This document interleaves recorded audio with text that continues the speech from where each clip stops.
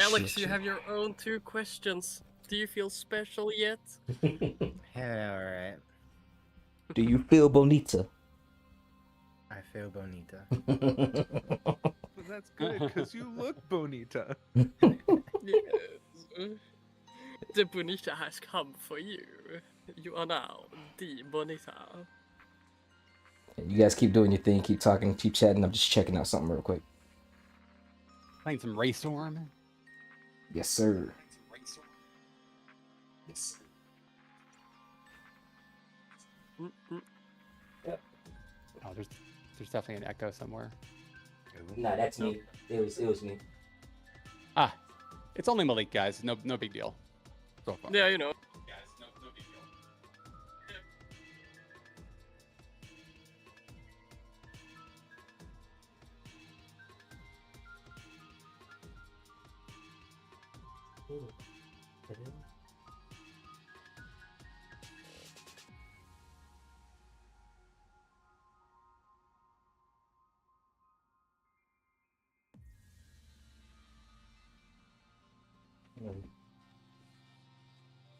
The hell? Again, guys?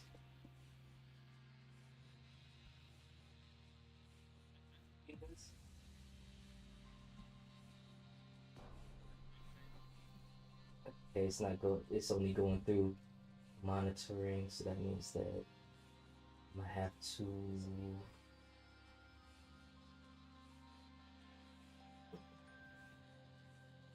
Have to have that. King the language of setting things up. Yeah. I'm gonna find a way to not have an echo.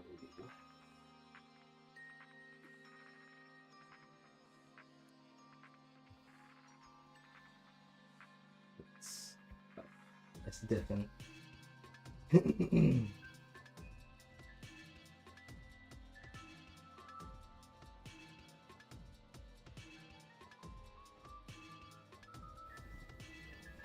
Okay. Can you guys still hear me? Oh yeah. Okay.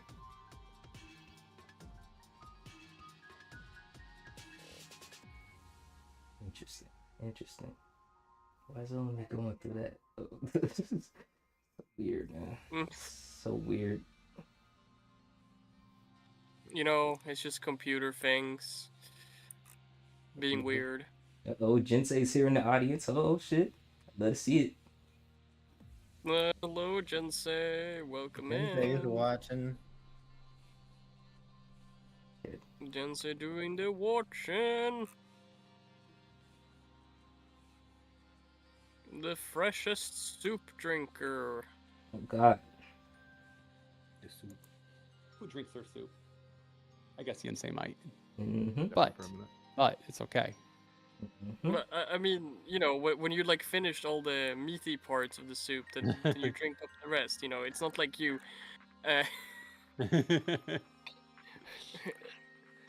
Or it is. I mean, think like tomato soup. I guess you could stop some of it up, then you end up drinking it anyway. Yeah, yeah. Slurp the meat, boy. I mean, hi guys. Oh no, there's no soundboard. I forgot. I was about to do the guk guk guk sound I have from I don't know what server. But like, oh yes, the drink the meat. Guk guk guk. Are we able to add quotes into Malik's stream? Quotes? Is there an add quote feature? Like on my actual like stream in the chat? Oh, no quote found. Oh yeah, for stream aliens, yeah. I never did that. Never did that. Shit, we might be able to start. We might be able to start a little 10 minutes early. Does anybody need a little grace period? Anything else they need to do before we get started? Slurp the meat, boy. You nasty. This is why you are the leader of Gremlin Chat, Mr. Jinsei. That's why he's the leader of that. Bada boom, bada bing. Cool, I can see the questions and I can see this. Awesome. Everybody can hear everything. Whoever's watching my stream, what's up? Yes, sir. It takes a mess to make a masterpiece. You goddamn right. Shout out to Zenef, man. But all right, if everybody's ready, let's go ahead. Get started. Yes. Okay, there's the Alex right there. Anyways, yes. Hello, everybody. It is I, the realest guy, Mr. Malik, the realest man breathing, the Lone Stone Playboy, the Champion's Chariot, and the Master of the Mind. And I am here today with amazing special guests for the 6th episode of the Comatose podcast. Absolutely great. I have great gentlemen here with me. The only thing that's different is that my partner in crime, my co-host, Ms. Whitmire, could not be here for this episode because she has an appointment, but I'm sure she's watching the stream. If she is, she'll pop in. If she's not, it's cool, it's whatever. But we have great guests today. We have the greatest moderator in Whitmire's Discord. It's basically his Discord at this point, Mr. Elf Mage. What's up, y'all? We have the best editor known to man, Mr. Zenef. Yo, what's up? We have the truest Jedi of all Jedis, training all the Padawan and fighting the Force, the dark side, Mr. Alex Skywalker. What's up, party people? And last but not least, we have the truest blaze of fire to ever be set ablaze. Mr. Pyro's on Fire is here with us. Hello, hello, hello. And we also have Jinsei the Sensei here with us inside the podcast chat. You guys can sit here and comment if you're on my stream. More than welcome to. If not, just sit back, relax, and enjoy this. So, because we have a new guest, what we like to do is to let the guests introduce themselves and ask them 2 questions. Our newest guest for this episode is none other than Alex Skywalker.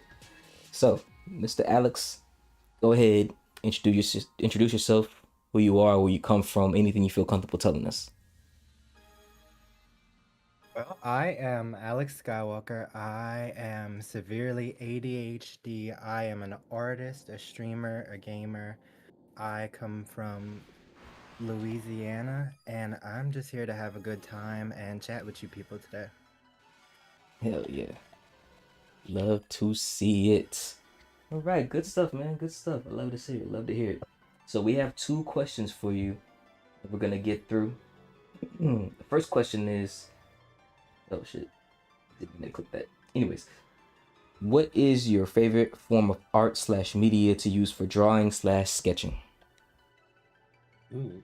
So I prefer the good old pen and paper compared to like digital art. I know I've been doing a lot more digital art lately for like my channel and things, but I like to draw in like this style that I call like cartoon realism. It's kind of like a mash between both worlds, and then I have like the biggest set of color pencils in the world, and I like to make just these colorful, fun, fantastic, kind of mystical drawings. But if you're asking me what my favorite media of all time is I like to do 3D things, paper mache, stuff like that. I used to create like a lot of dragon heads, things like that. I would make like masks out of paper mache, all kinds of stuff like that. Yeah, so you had that creative bone when it came to art in all forms, basically. I like that. So that's good. That's good. Our second question is, do you have an artist that you admire or base your art off of? I really admire and I base a lot of my art off of an artist named Rebecca Sugar. She is like the writer of Steven Universe, and if you ever like see my art, you'll see like the multiple eyes and like the colorfulness and things like that. She just kind of like creates these like magical, colorful, vibrant worlds that I really enjoy. So I kind of encompass a little bit of that in my art. Hell yeah, man. Love me some Rebecca Sugar, man. Steven Universe is one of my favorite Cartoon Network shows, for real. Mine's too. Hell yeah. I love to hear it. Take a sip of my tea real quick.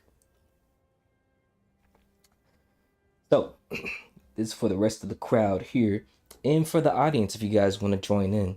So we have a lot of great questions that we're going to go through. So, let's go ahead and get started. Social and emotional intelligence. How folks are manipulated by it if they aren't aware. So, anybody can go as far as that. What it means to you, what you think it is, your definition.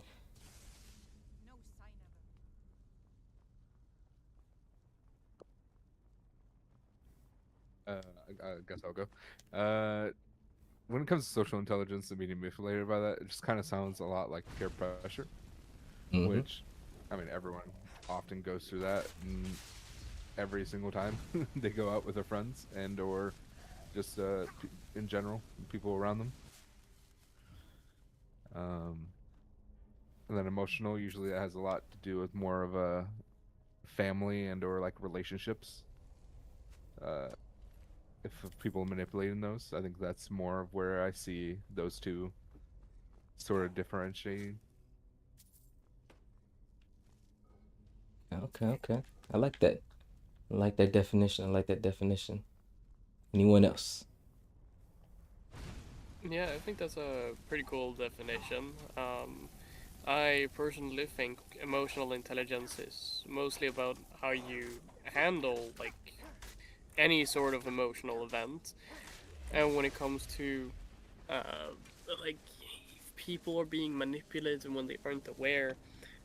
I mean, peer pressure is of course something that is something that we should learn about as younglings, and it can affect us a lot, especially with like the popular kids. Like you really see it in school or in workplaces where you might want to fit in. And I think people with a higher emotional intelligence actually might be easier to manipulate because sure they will know what they're doing, but usually they also care more for others' emotions. Yeah, Steve.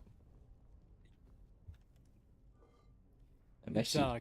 you're coming in a little soft there. Oh no, I didn't speak pretty loud, so yeah. No. But yeah, I like that. I like that. I like that I like what I you said right there. I think I do think that's interesting to, you know, thinking that maybe someone with a higher emotional intelligence might be manipulated more. Uh, I guess historically, I don't know if that's true. Uh, People with higher emotional intelligence, they usually can read that. That's the point of where they can read those cues better in social situations. And the dark side of emotional intelligence is when those people with uh, high social and emotional intelligence use that to leverage the situation to their benefit, right? Yes. They become the manipulators of situations. They drive their agenda because they know how to play people. And it does happen, right? And there could be various reasons why they do it. It could be subconscious. It could be real. It could be someone in power who knows that someone with a lower emotional intelligence, right? Someone they can like get riled up really easily. They can send them down a path that they need them to go. It's like a very influential leader. These people would be manipulators, either for good or for bad, but they usually do have good emotional intelligence. And it's the other way around. They're not usually the ones that are being manipulated. Yeah, I was about to go into that too. It was like you, and I would say I think for what Elf was trying to say, for people who have the high emotional intelligence, if they're getting played, it's usually because it's someone that they really care about. But even if someone cares about someone to that degree, if they have high emotional intelligence, they're just not gonna let somebody just do them any kind of way because they feel in any kind of way, because they know better. Like you said, and both of them play hand in hand, both the social and emotional intelligence, because if you have high qualities of both, you know how to say and do what you need to do to get a person to do what you need to do. Or like Zenef said, there's a good side of it where somebody's basically manipulating someone in a way to get them to act in a way it's going to better themselves. Like how leaders can be using the emotional intelligence to influence someone. That's a positive way of manipulating someone. Influence someone to bring out the best inside of themselves, because a lot of people may not know how to do that for themselves. I feel like the emotional intelligence for people who know better and want to actually do good things for people, they do what's best as far as saying the right things at the right time to the right mind, so that way that person can bring out the best within themselves. And I said it to say I feel like everybody should understand and know emotional and social intelligence. I think people should really take the time to understand why they do what they do, why they act a certain way or react a certain way when certain things are said and done to them, so that way they can leverage that for themselves in their lives. Not necessarily influence or manipulate someone, but to, in a sense, leverage their mind and pimp their mind for success because they know better. Nice, yeah. I definitely think it's like two sides of a coin. Like they, most often than not, they probably know. Like, yeah, no, this is what's going on. Like Senef said, they don't let someone get the upper hand. But like you said, Malik, when they care about someone, for example, it might end up being the other way around. I think it's like a very diverse thing, so it doesn't have to be one or the other as well. Yeah, that just plays into human beings. We're very complex creatures, man. We're not one dimensional. We don't. It's not a one size fits all, or what am I looking for? An extreme or absolute type of thought.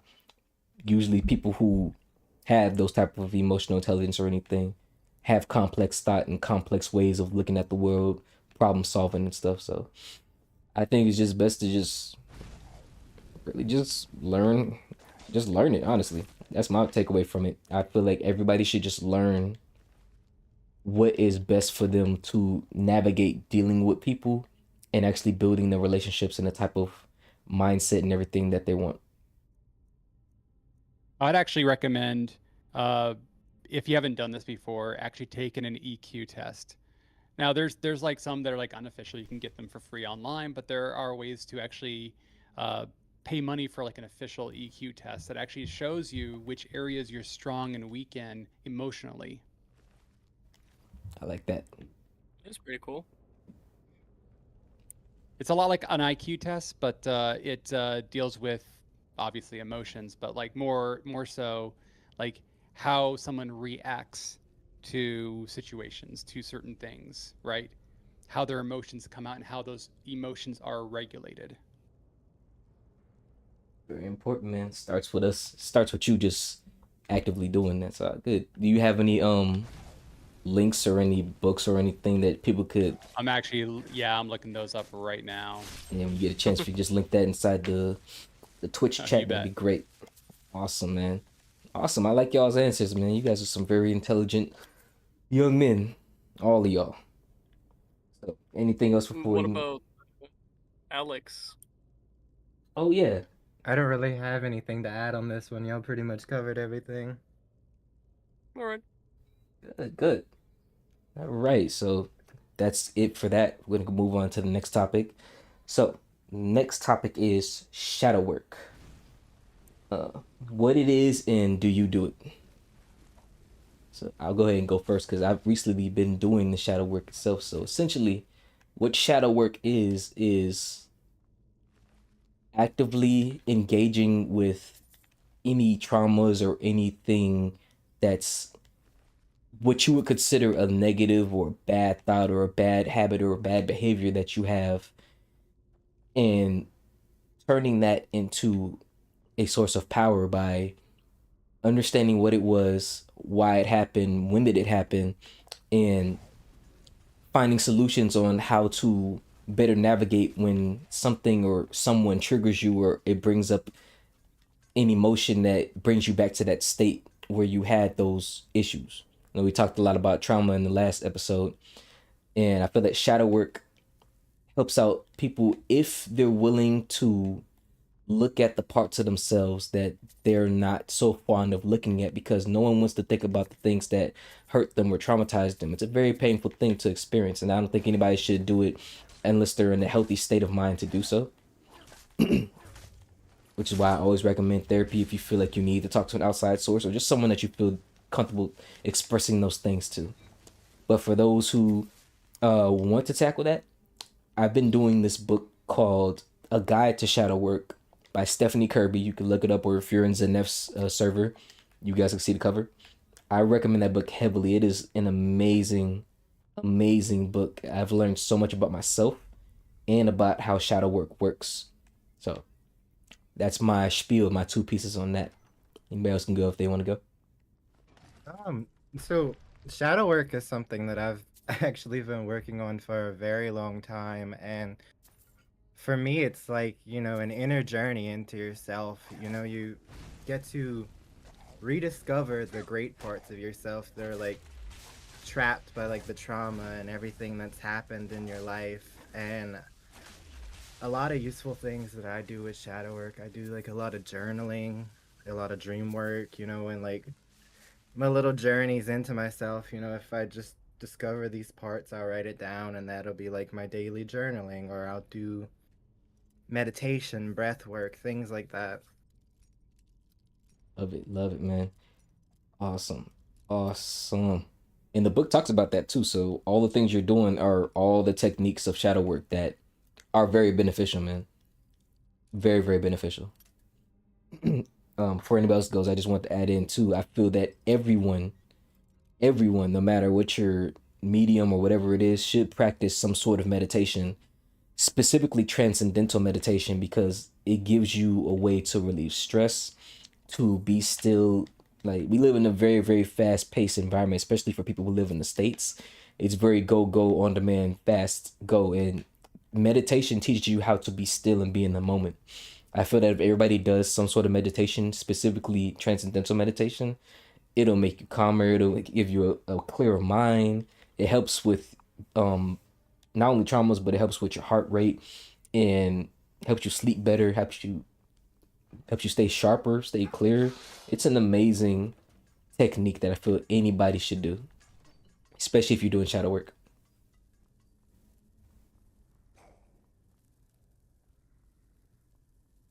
Yeah, that sounds like a pretty solid advice. I agree that meditation is really good for any sort of relaxation or working on traumas and stuff.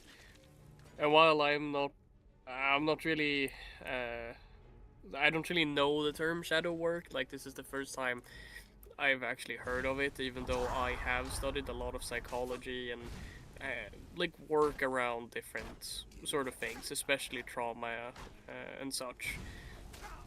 And I've done some work myself that you could probably call shadow work. I don't really do journals, but I do now and then, like when I remember, like just noting down important things. Um, but I have definitely worked on traumas from past relationships that I've been through, like when things happen, and you just realize, like, yeah, no, that this has created some sort of reaction from me whenever something else similar happens, and you suffer from it. And I think it's great. I've gotten over a lot of hardships that I have definitely been able to notice in other relationships. Like, yeah, no, this doesn't affect me like it used to, and I think it's a really great thing to do. I would recommend it to anyone who has suffered through anything that, even though they might not think it is traumatic, as long as something makes you sad or feel bad, especially if it makes you feel bad for a while, that is enough to count as a mental trauma and that can be worked through.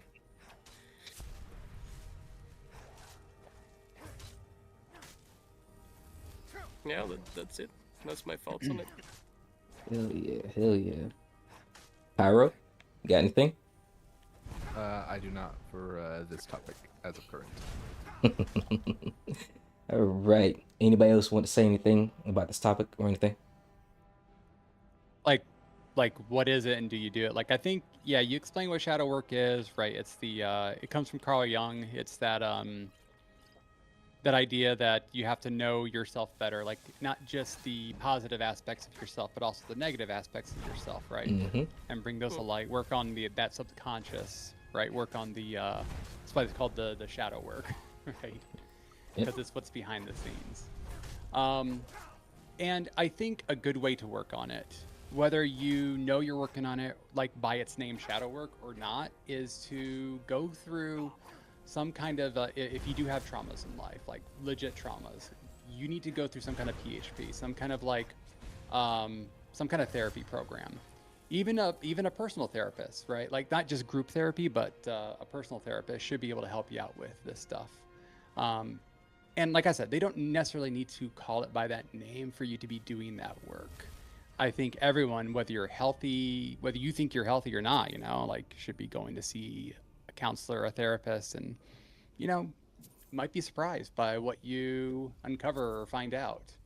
And even if it's just to talk about your day and talk about stupid crap, it is good to bounce that stuff off of a third party that isn't emotionally invested in your life, but just understands you from a professional point of view.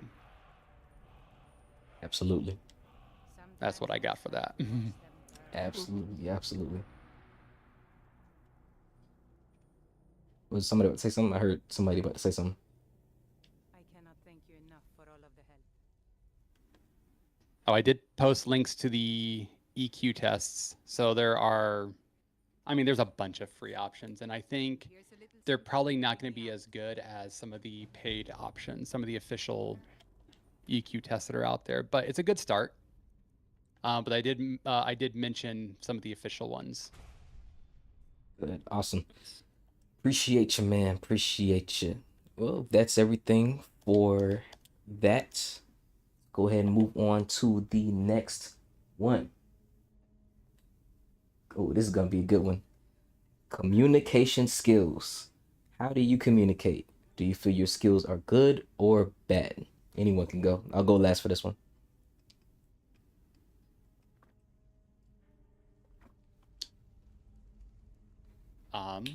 I can go on this one. Yeah, go for it. Like you'd think someone who's been around for a hot minute, like 40 something years old, would be pretty decent at communication. It's not necessarily true. That's something I'm still working on. Yeah. I feel like just like labeling it good or bad, like on a scale of what, right? So already I think if we're just going off of good or bad, I'd say, yeah, it could be better. I think that's where I'm at. It's could be better. It could always be better, I think. And as I raise my daughter, who is now 17, you know, there's stuff that I recognize in her that I'm like, oh, it like is also teaching me about communication, like where if we reach out to her, like we text her and she just doesn't answer back.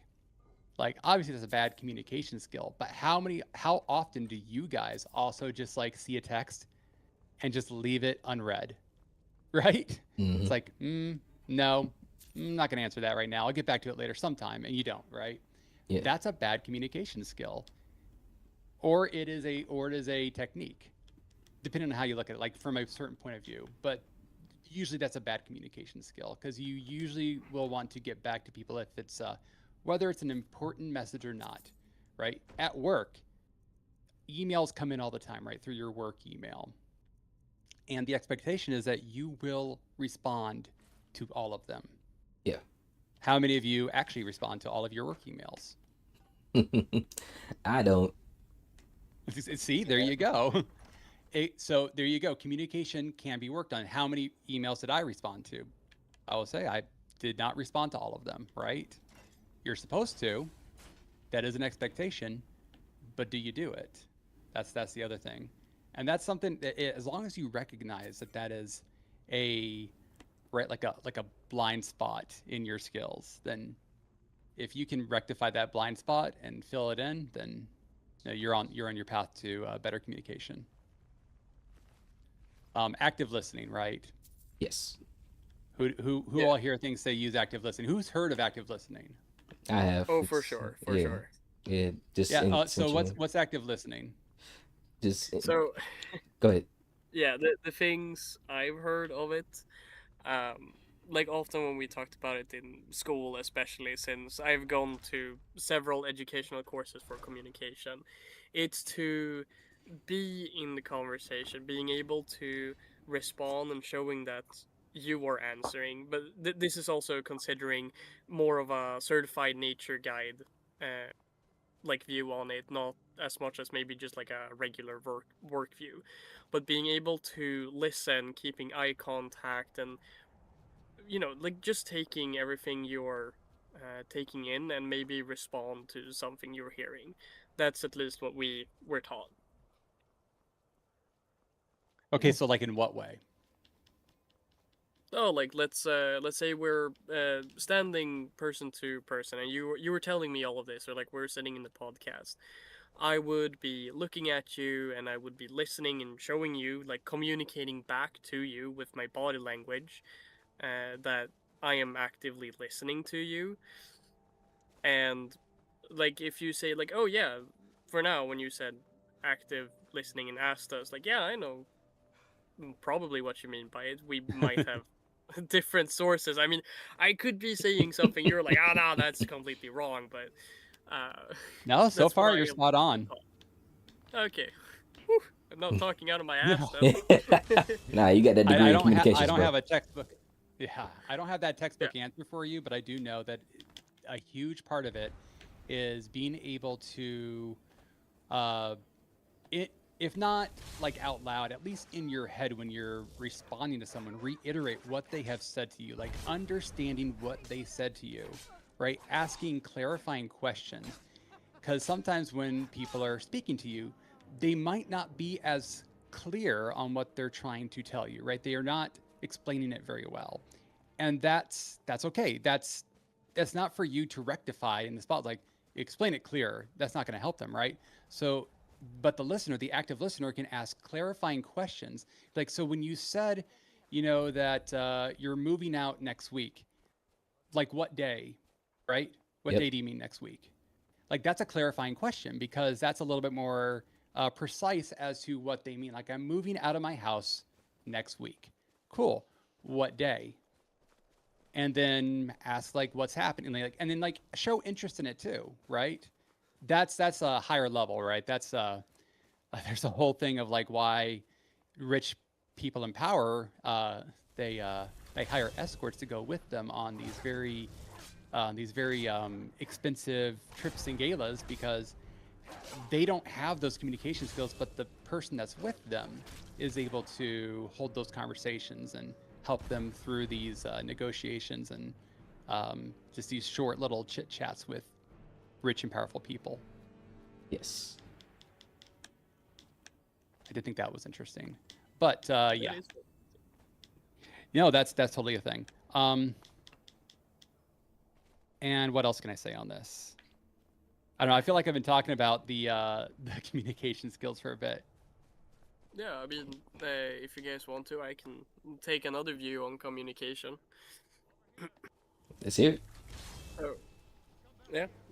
So as a few of you at least have known, I don't really spew it out every time, but I am a certified nature guide, which means I took a 3-year course because this was also other things. We included a lot of communication because when you're standing up and talking to 40 people out in the woods, you have to be good at communicating. And I actually added on a communication course, which name I don't remember, but it's essentially like an aesthetic course. Like, how do we communicate not just through our body language or our language, but through our art as well? And it was fun. We got to do a lot of stuff where we tested out different ways of communication. Like, have you ever done a test where you are drawing on your friend's back and then they have to draw the thing you are drawing? Yeah. Or other variations where you both are turned away from each other and you have to describe a simple picture and they have to draw it. Yeah, picture charades. Yeah. That's good stuff. Those are some, yeah, those are some great like ways of understanding communication and how hard it can be to communicate sometimes. But yeah. Beautiful, man. Beautiful. Yeah, I want to add into so much stuff y'all said, but I want to go last, so let everybody else go. Yeah, I Is it can just honestly. me, or, No, you go, Pyro. You go. I might be repeating some stuff that was already said because I accidentally kicked the cord of my computer and unplugged my computer, so I lost a bit of time there. But remember going back to I think Zanef was saying about like looking at messages and like gonna be like, oh, I'll get back to that later, and like never gets back to that. I think for that it's like it also comes back to like trying to recognize like how you're feeling about either what was said or what situation someone may have put you in. So that it's like for me, it's like sometimes that very much applies to me to where like I'll get back to that when I have a clear mind, and sometimes it'll be like hours later to where I finally respond. It's like, oh yeah, yeah, this person. I'll say something that maybe I wasn't really feeling, but I just knew I had to get back some sort of answer. But I think for my communication skills, like I'm decent at it in some areas, and in some areas I completely like am in lack of. Like I'm good at setting up some boundaries because I've had conversations with people that either say something I don't like, and usually Literally I'm able 2 to seconds before my be like, mom hey, comes I don't into like the that. stream Don't and types, like say I'm things like literally talking about something about. that. Yeah. But communication skill as general, it's Hey, yo, what the fuck? it's sorry, I'm trying to find the right word. You're good. In this day and age, communication is even more key because sometimes like you aren't really able to keep your head down. There's a lot more people that are like, if you're fortunate enough, there's a lot more people who are invested in your life, and What the sometimes hell that is just happened? I Did very my hard to deal with PlayStation because take you weren't off? able to Abandoned. have that type of relationship Oh my until like god. just now. That makes me So want to fucking cry. I feel like I'm Hold rambling on here, okay, but that'll give me. yeah, I think You're good, dog. You're good. That'll give me a chance to read. Okay. Yeah. I can ramble unfortunately- forever about communication. It's such a fun and diverse topic. Really, it's Yeah. I think I'll stop there. Yep. Good stuff. Good stuff. Cool. So, wait, did Alex go? Oh no. Communication for me was a tough one for a long time. I've been in like the food service industry for like 8 years now, and I've done everything from like serving to cooking to management, chef. And I was really great at like, the communication in my professional life and my work life, but I used to really lack at communication in my personal life. I wasn't able to communicate the needs and the things that I needed for myself or just my emotions in general. So I ended up for a long time sabotaging a lot of like the personal relationships. Even like the relationship that I had with myself, I just didn't know how to navigate that or communicate that to people or just like, have friends and keep them close and communicate that I really appreciate people and I absolutely love people. I just didn't know how to say it or, speak it to people, if that makes sense. Mm-hmm. And then No, now no, that makes a I'm lot of- like, oh, no, you go. No, sorry. I was just saying it makes a lot of sense. Yeah. Yeah. And now that I'm older and I guess I'm on the other side of things, it's kind of like Zanef said, I'm really good at personal communication, but I'm starting to lack in like the professional communication because we have like these group chats for work and these apps, and half the time I won't even read the messages. Mm-hmm. Oh, interesting. Yeah. But are you don't read them because they don't mean anything? Are they just talking about work stuff, or are they talking about just whatever? It's like a It's like it's just drama half the time. It's like Yeah. people being petty type deal, and Yeah. I tend to stay as far away as possible from those types of things. Well, that's probably why you're not paying attention to it, right? Because like Yeah, if they're mixing business with the drama, that's bad business. And bad communication skills too. Yeah, and that's not on you to communicate back to them. If anything, taking Exactly. a step away is the better communication choice, since you don't have anything to do with it personally. Yep, that's a And if smart they thing to come to do. you and say, "Hey, did you not see the thing we put in the chat?" Then you can say like, "I have trouble following the chat because there's so much drama in there." And so like I don't know when professional stuff is coming through and regular chatters coming through. Can we actually split the chats or something? Like have like a what is it? Like a regular chat where people can post their gripes and griefs in there, then their beefs, right? It's the food service. And then we have this professional one where we talk about like, hey, who's coming into work this day? Who can take my shift, right? That kind of stuff yeah, needs to be in a different chat. Right. Definitely. yeah. Because it's just like it's like, hey, you didn't do this, but it's said in a way that it's like we're gonna be petty about it, so we say it in this way that makes you feel bad about yourself instead of Oh, interesting. communicating, hey, this didn't get done. How about we do a better job next time and get it done? They being passive aggressive. I don't like people That like Yeah, is that. what that is. Mm-hmm. I dislike passive aggressive people with a passion because that's just you got the balls to say it behind someone's back or on in a slick way out of side of your neck, but you'll never say it directly with the same energy. That is the most, to me, the weakest type of communication that there is. It's passive aggressive communication. Yeah. Yeah. So yeah, but since everybody went, everybody had really great points. I loved all y'all points. For me, when it comes to communication skills, it's simply the art of being able to express your wants and needs and understand everyone else's wants and needs around you in different ways, because there's always going to be a different way that someone needs to know it. And it really comes from two things: being authentic and being vulnerable. Two things that people really don't like doing because, like we talked about with the emotional and social intelligence, there are people who will try to use communication to manipulate you into saying things about yourself so that way they know how to deal with you. In a sense, we'll say like a card game. Let's say you're dealing with someone who's like, "Hey, let me see your cards." Okay, you got this card, this card, this card, and this card. Interesting. And you say, "Well, can I see your cards?" And like, no.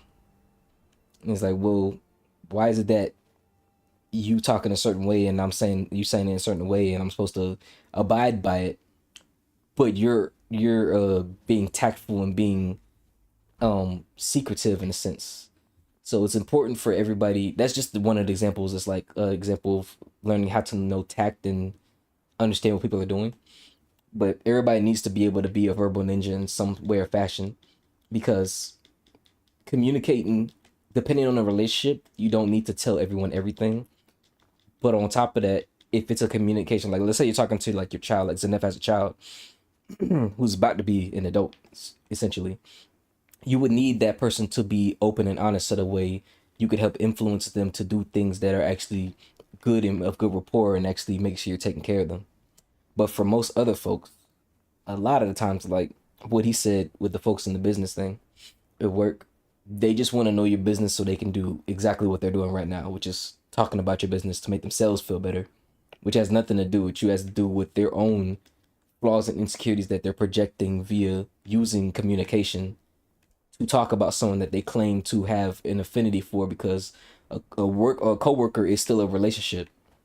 And if you're lacking in communication skills with your coworker, how can you trust them moving forward? Or how do you build respect? How do you build trust if the communication skills aren't using authenticity and vulnerability?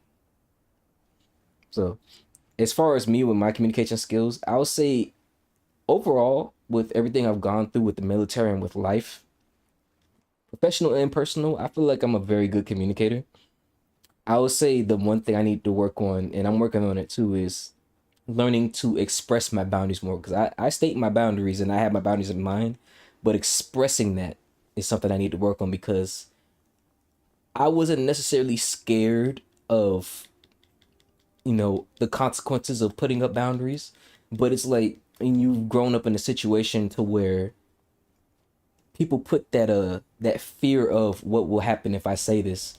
I don't want to know, so I just won't say it at all. I had to get past that because just I'm not a person who really likes conflict like that because it's not fun. I don't like being angry. I don't like being pissed off. I don't like getting hurt, and I don't want to have to hurt nobody. So I had to learn verbal tact in that sense, but also knowing that it's okay to disappoint people verbally and with your communication because it's worth it to keep your sanity. As far as my communication skills are in play when it comes to putting my boundaries and things like that. Because like I said, I've dealt with someone recently to where they were trying their hardest to get information out of me because of what someone else said. And one of the main things I said that I don't like passive aggressive people. I also don't like gossipers. I know Zanef talked about this too. There are people who literally spend their whole time communicating with folks to tell people's business and badmouth people and put this idea of what a person is in someone's head that rarely is ever actually the truth. And that to me is a bad communication skill. So I've learned not to do that communication skill because that doesn't build rapport, trust, respect, anything. If anything, it just makes you someone to only talk to when, again, there's drama or someone wants to be entertained. I feel like it's childish. But yeah, that's my take on communication skills in general. Yeah, it's a good take.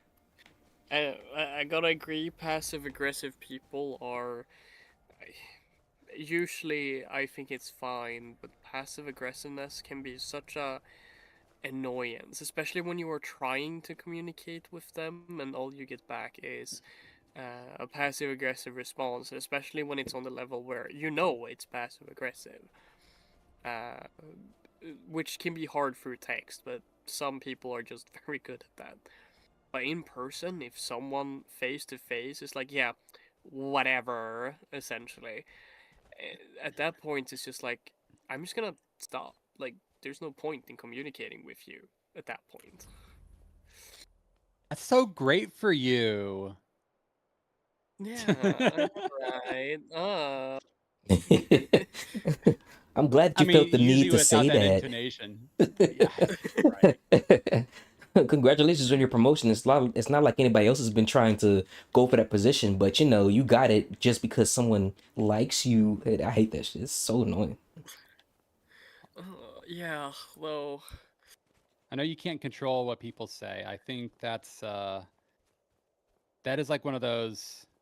I will say it does take emotional intelligence to realize that you just cannot control what people are going to say or do because they're in their own journeys in their life, right? They're at their own phase of whatever emotional intelligence they're at or whatever mood they're in. They're going to make their own decisions, and so all we can do is control how we react to it. God, yeah. I try to always. Yeah. That really hard thing to do is be the bigger person. God, that sucks. But goddamn, it's like It's great, but it's also kind of like, dang, it's kind of like it hurts. it's But kind of yeah, like you turning it your is the cheek and they thing to do. slapping you on the other cheek. It's like, bruh, I just want to slap you back, dog. But then it's gonna make a bigger problem that you Yeah. don't need. So, so yeah, it's hard, But but sometimes, yeah, and sometimes it can feel so rewarding, taking the better path. Like, especially if something turns out your way because you did it. It's such a great feeling. oh man, definitely, dog, definitely. Also, Whitty's in the chat, guys. She's listening to us in the podcast. For those who don't know, Oh, amazing. so Whitty, thank you for being here in spirit. It means a lot. If you're able to, you can text in and add into this conversation. I'll make sure that you get acknowledged. But thank you for spending time here with us while you're getting poked with 1,000 needles. It means a lot. Okay, that was good talk. Anything else before I move on to the next topic? Well, I mean, I can talk hours about communication, so we Me better too. move on, man, before I start communicating. We Witty, can communicate about yeah. communication. We just do like a quick shout out to Witty, the other host of the show. Yes. Yes. Shout out to Witty, man. Witty is an amazing person. If you don't follow Whitmire, give her a follow, man. She plays amazing games. She's a yapaholic, just like the rest of us are here, but she's to another degree. She loves to speak and loves to talk, and she makes everybody feel heard, seen, acknowledged. She wants everybody to know that they're seen and made feel special. And she's just an overall just a sweetheart, man. Real sweet lady. I am so glad to have gotten to know her. It has been a pleasure for her to open up the spear of a lot of people that I've gotten to see and gotten to know. For real. But yeah, we're gonna go ahead and go over to the next topic, which is becoming successful without controversy or drama. Do you guys believe that a person can become successful without any type of controversy or drama? And I'm talking about the generic kind that we always see, like relationship drama that's sensationalized on the news, or he did something so salacious or outlandish that people are looking at him like they would look at Donald Trump or something. That type of controversy and drama, not the little petty stuff that people try to find out or false narratives.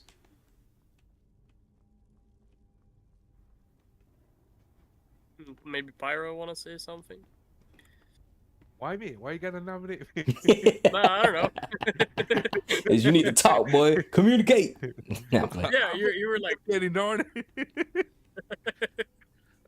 No, my instant answer to this, I was about to just say it, but I didn't want to interrupt. I was like, no, I don't think anybody can get through success peacefully without there being people around who, usually it's either out of jealousy or like people are mad that you are finally, doing something for yourself, because we all have haters. Mm-hmm. People, honestly, it's sad to say, people will look for anything to get mad at, and are willing to make you a villain out of nothing. Mm-hmm. So, I don't think in general there are. If there are some, okay, good on them. But you don't hear from those people, because obviously they're staying out of that limelight, so they don't get noticed by potential haters. Yeah.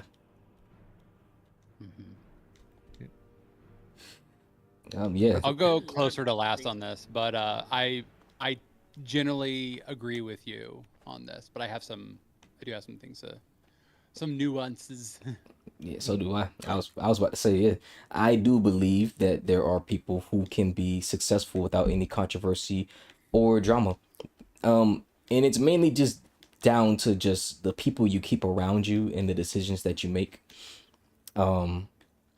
Usually a lot of people who really are intentful about their life and designing stuff. When you come on the internet and you decide to do a certain or move a certain way, and I'm speaking mainly for myself.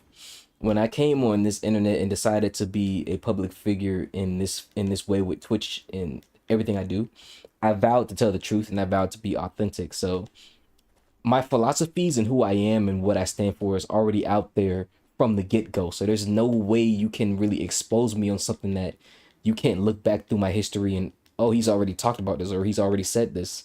Even if it was something that, like, let's say, I don't know, an ex decides to try to spread a false narrative about who I was when it comes to dealing with women or anything like that, I'm gonna be upfront and honest and have my receipts when it comes to things like that.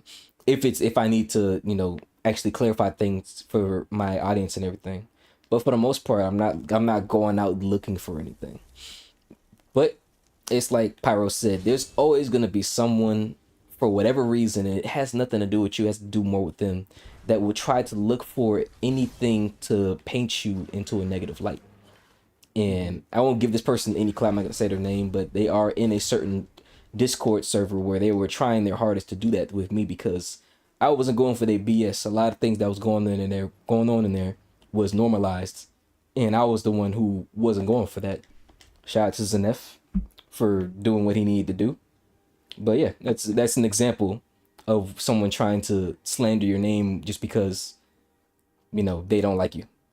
But that shouldn't stop I you had a from feeling. yeah. I had a feeling that was going to come back to that. Dude, and I will tell you that person DM'd someone from the mod team on that at that place. I won't say where. Nah, it's all good. Saying, "Hey, so it's been like 3 months now. Can I come back?" Nope. And we reviewed the receipts, and that's why you got to keep receipts. And we're like, "Hell no." Yeah. So like I said, And then one of the mods actually started crying. It's like, "Thank goodness. I didn't realize this person was banned, but I am so grateful to you guys for banning him back then." yep. Absolutely. So yeah, it's like I said, no matter what it is, man. No matter what it is, But we're not always. Oh, go ahead. I was just about to add this one thing. No matter what it is, if you put your philosophies out there from jump, there's nothing anyone can say. They may not like it, but they'll respect your honesty. That's all I want to say. You can go ahead. I was gonna say, yeah, no, absolutely, man. And honesty goes along with like goes with integrity, right? I did want to talk about that a little bit. I will say for this one, where we had the ability to ban this person and just remove him from the server entirely, you don't always have that ability to do that. You're not always in that position where you can just control the environment that you're in. I will say that. Mm-hmm. I mean, it goes back to the emotional intelligence that we've been talking about on this podcast. But those haters are going to have their ability to stick around. They'll claim it's free speech, whatever they want to say it is, right? That they can say whatever the heck they want and really try to put people down, put people in their place, whatever they want to call it. And then you can't like just tune it out unless you go dark. And going dark is not always an option either because we are so connected in this world. I mean, live off the grid, sure, people can do that, but then there goes your fame that you work so hard for. That's like your money, your livelihood, that's your standard of living. That could mean opportunities for you, your family. And that just, I'm not talking about like huge fame. I'm talking about like any modicum of like success, right? Even that can be messed up if you decide to run from the problem, right? Go off the grid, running away. I do believe sometimes that's the only option for people, and sometimes they should run away. I will say that there are people who, call it what you will. We can call it canceled. We can call it like they fucked up big time and they need to get the heck out of the limelight, right? Mm-hmm. So call it what you want, but like, yeah, that running away is actually a good solution for them because the hate is well placed. Man. I don't think that you should try to go out of your way to be a hater and work for understanding, but if it's someone who got to a position of power, right? And they use that positional power to influence others in a negative way and that was harmful to others, it might be okay for them to not have that position anymore. I'm just going to say that. It might be that might be the best thing for that situation. I just saying, just saying. Yeah. Yeah. I have some other stuff to say on this, but I'll see if anyone else wants to weigh in on this particular thing first. Yeah, On the thing I about totally yeah.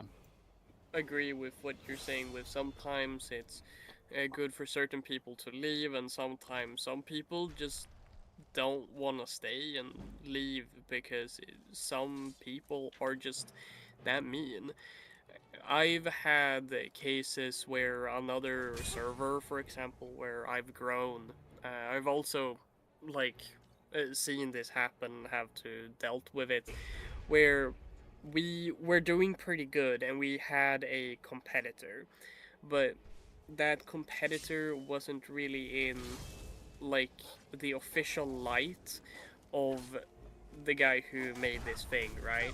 But this sub server that I was in, that I'm currently running and all that, we were officially supported, we were doing good, and then I just start hearing about people going, yeah, no, this person said that the server is literally trash, it throws people out, it's mean, and I'm like, where's all of this coming from? I've seen almost every single message in the server. Like, like you show screenshots, and they were like, yeah, no, here are some screenshots. Okay.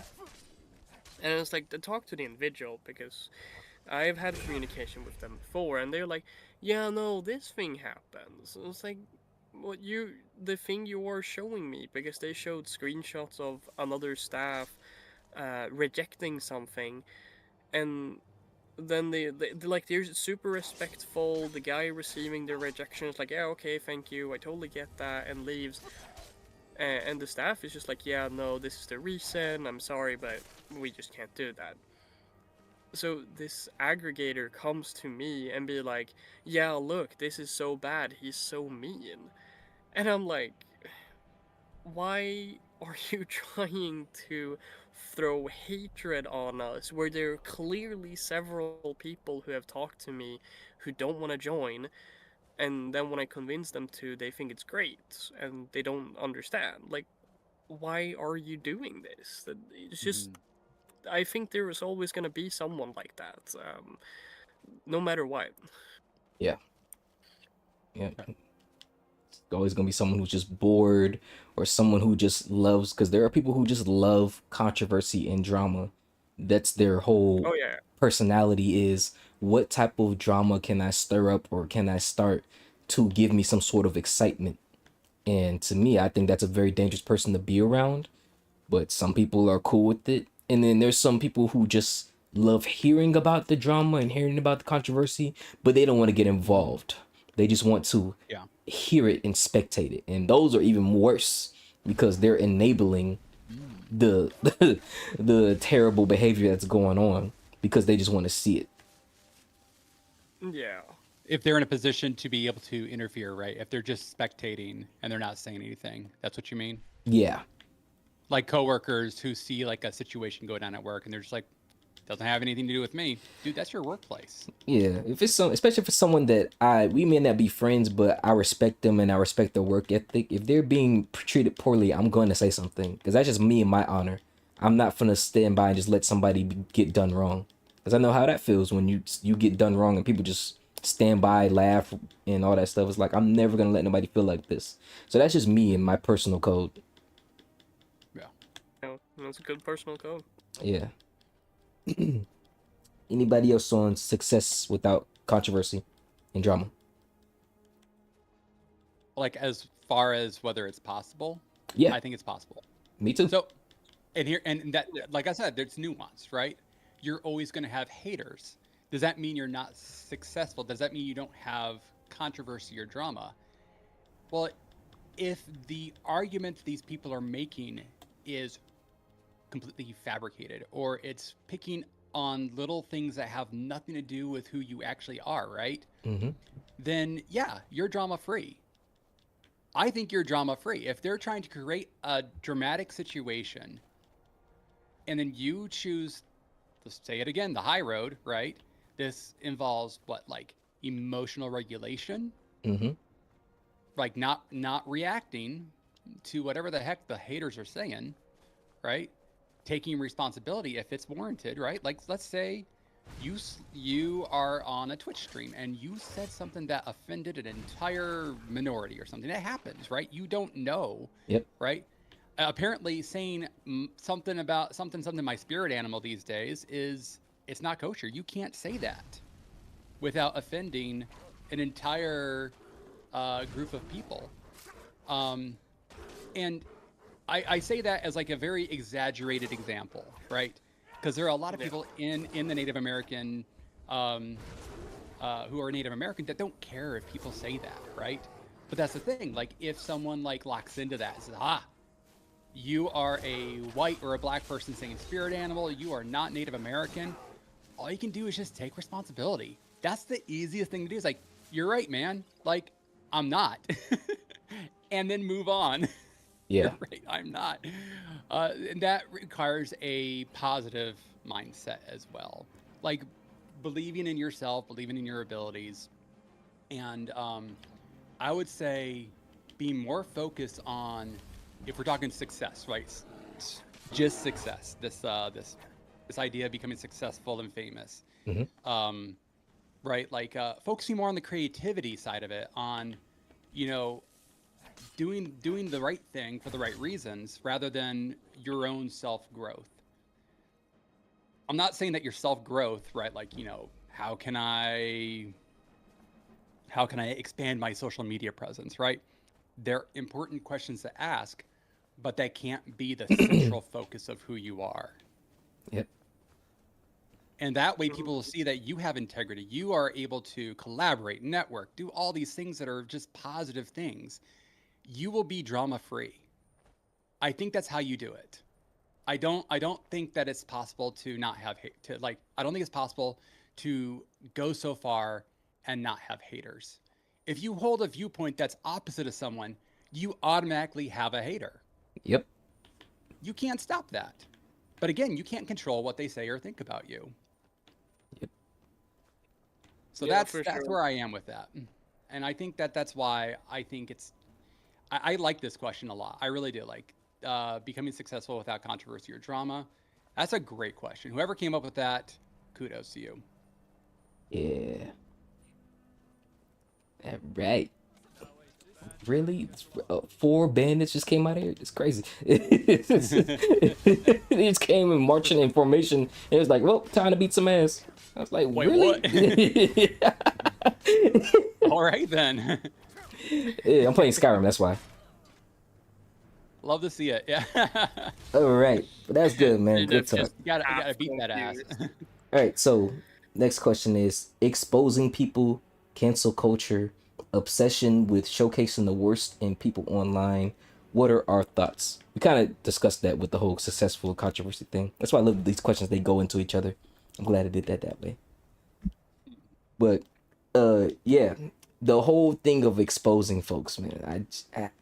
To me personally, it's very childish to quote unquote expose someone. And when I say expose someone, I mean you're trying to publicly humiliate them. Not if somebody did a crime and you're basically showing the evidence of a crime. That's a whole different story. But if you're just going out of your way to try to, create a narrative on someone, even if it's true, to turn them into a bad person because of what they may have said or may have did to you, you're childish to me.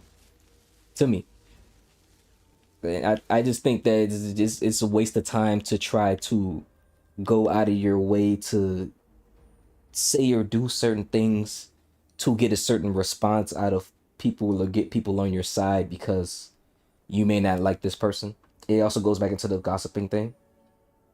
As far as cancel culture, um, depending on who the person, depending on what it is, it can be called accountability culture, like how Zenef was saying. If someone is doing something outlandish and they obviously need to be held accountable for that, and that means that they need to have things that they had that was benefiting their business or whatever they were doing taken away, then perhaps that stuff being taken away will be good for them to learn that lesson. But in my mind and in my opinion, I don't really think anybody can be canceled because even the most hated people in the world still has followers. There's always going to be, you just need one person to believe in what you're doing. Even if you do get quote unquote canceled. I'll say, and this is going to be very sensational when I say this because I know some people are going to disagree. I had a lot of women disagree with me, but Tory Lanez is one of my favorite rappers. And he basically got canceled because he was framed for shooting Megan Thee Stallion in the foot from a party. I have different opinions on it. I'm not going to go too deep into it, but I don't think that happened. But I know there's a lot of people who do think that it happened, and they're okay thinking that. But he got essentially canceled. He lost a lot of brand deals. A lot of artists didn't want to work with him anymore. And everybody who used to have a good opinion about him because they wanted to save public face and save their businesses or save their reputation, or just because they didn't want to deal with the public backlash of being connected to him, they either went against him in public and was supporting him in private, or they changed their whole opinion to fit into the narrative of he's a bad person. But he still kept going because of it. He said, I'm not going to let this stop me. I'm not going to stop making music. Throughout the entire time he was going through the whole situation, he was making music, the best music he's ever put out. He was still going to shows. He was still doing things. He just couldn't talk about the situation because At the time, he was in the open case. Meanwhile, Megan was able to make basically a smear campaign, and she got hurt at the end of the day. I'm never going to sit here and act like she didn't get hurt in the situation, but it was such a convoluted case that you don't know who's telling the truth because someone either isn't telling the truth or someone is lying. So Exaggerating facts and stuff. yeah, exaggerating stuff. So it's like, who do you really believe? But for me and what I've done in my research, I don't believe that what was said that happened actually happened. But he got canceled for that. He got canceled for that. And when I say I like his music, people automatically assume, oh my God, you must want to shoot a girl in the foot. Like, God forbid someone has a different, has their own free will and just likes, they could separate the person from the art. Like, no, you got to do the same thing, the exact same thing that person did to, if you like them, if you like their music, you got to do the same things that they do, go what they go. It's like, no. So, yeah. And then the obsession part, man, I just think that when it comes to people obsessing over folks, whether it's a celebrity or someone that they claim they don't like, there's obviously something about that person that you find fond enough to have this much energy towards them, or you don't have enough going on in your life and you're bored to be so focused on someone that you claim to dislike. Because I don't focus on people that I don't like. If I don't like something, I just remove it from my life. People, places, things. Because putting energy towards stuff that you don't like pulls it closer and it gets greater and it gets larger. So being obsessed with something that you clearly dislike is essentially, in my mind, you're just lying to yourself, because there's something about this that you enjoy. Maybe it is the drama and the controversy you enjoy. But I wouldn't want to be obsessed over something that isn't serving me in a positive light. And that's my 2 cents on that. That's some good 2 cents.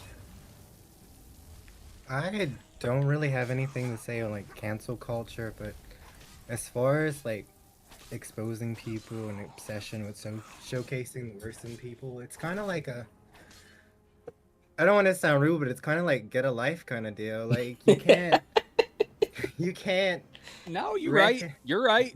Yeah, you can't recognize something in somebody if it's not at least a little bit true for yourself. So maybe these traits and things that you're trying to push onto other people is, you know, a small factor of it's true about yourself, and you just don't have anything better to do than just to be throwing these things onto popular people because maybe at some level you wish that you had this success or the fame that they have.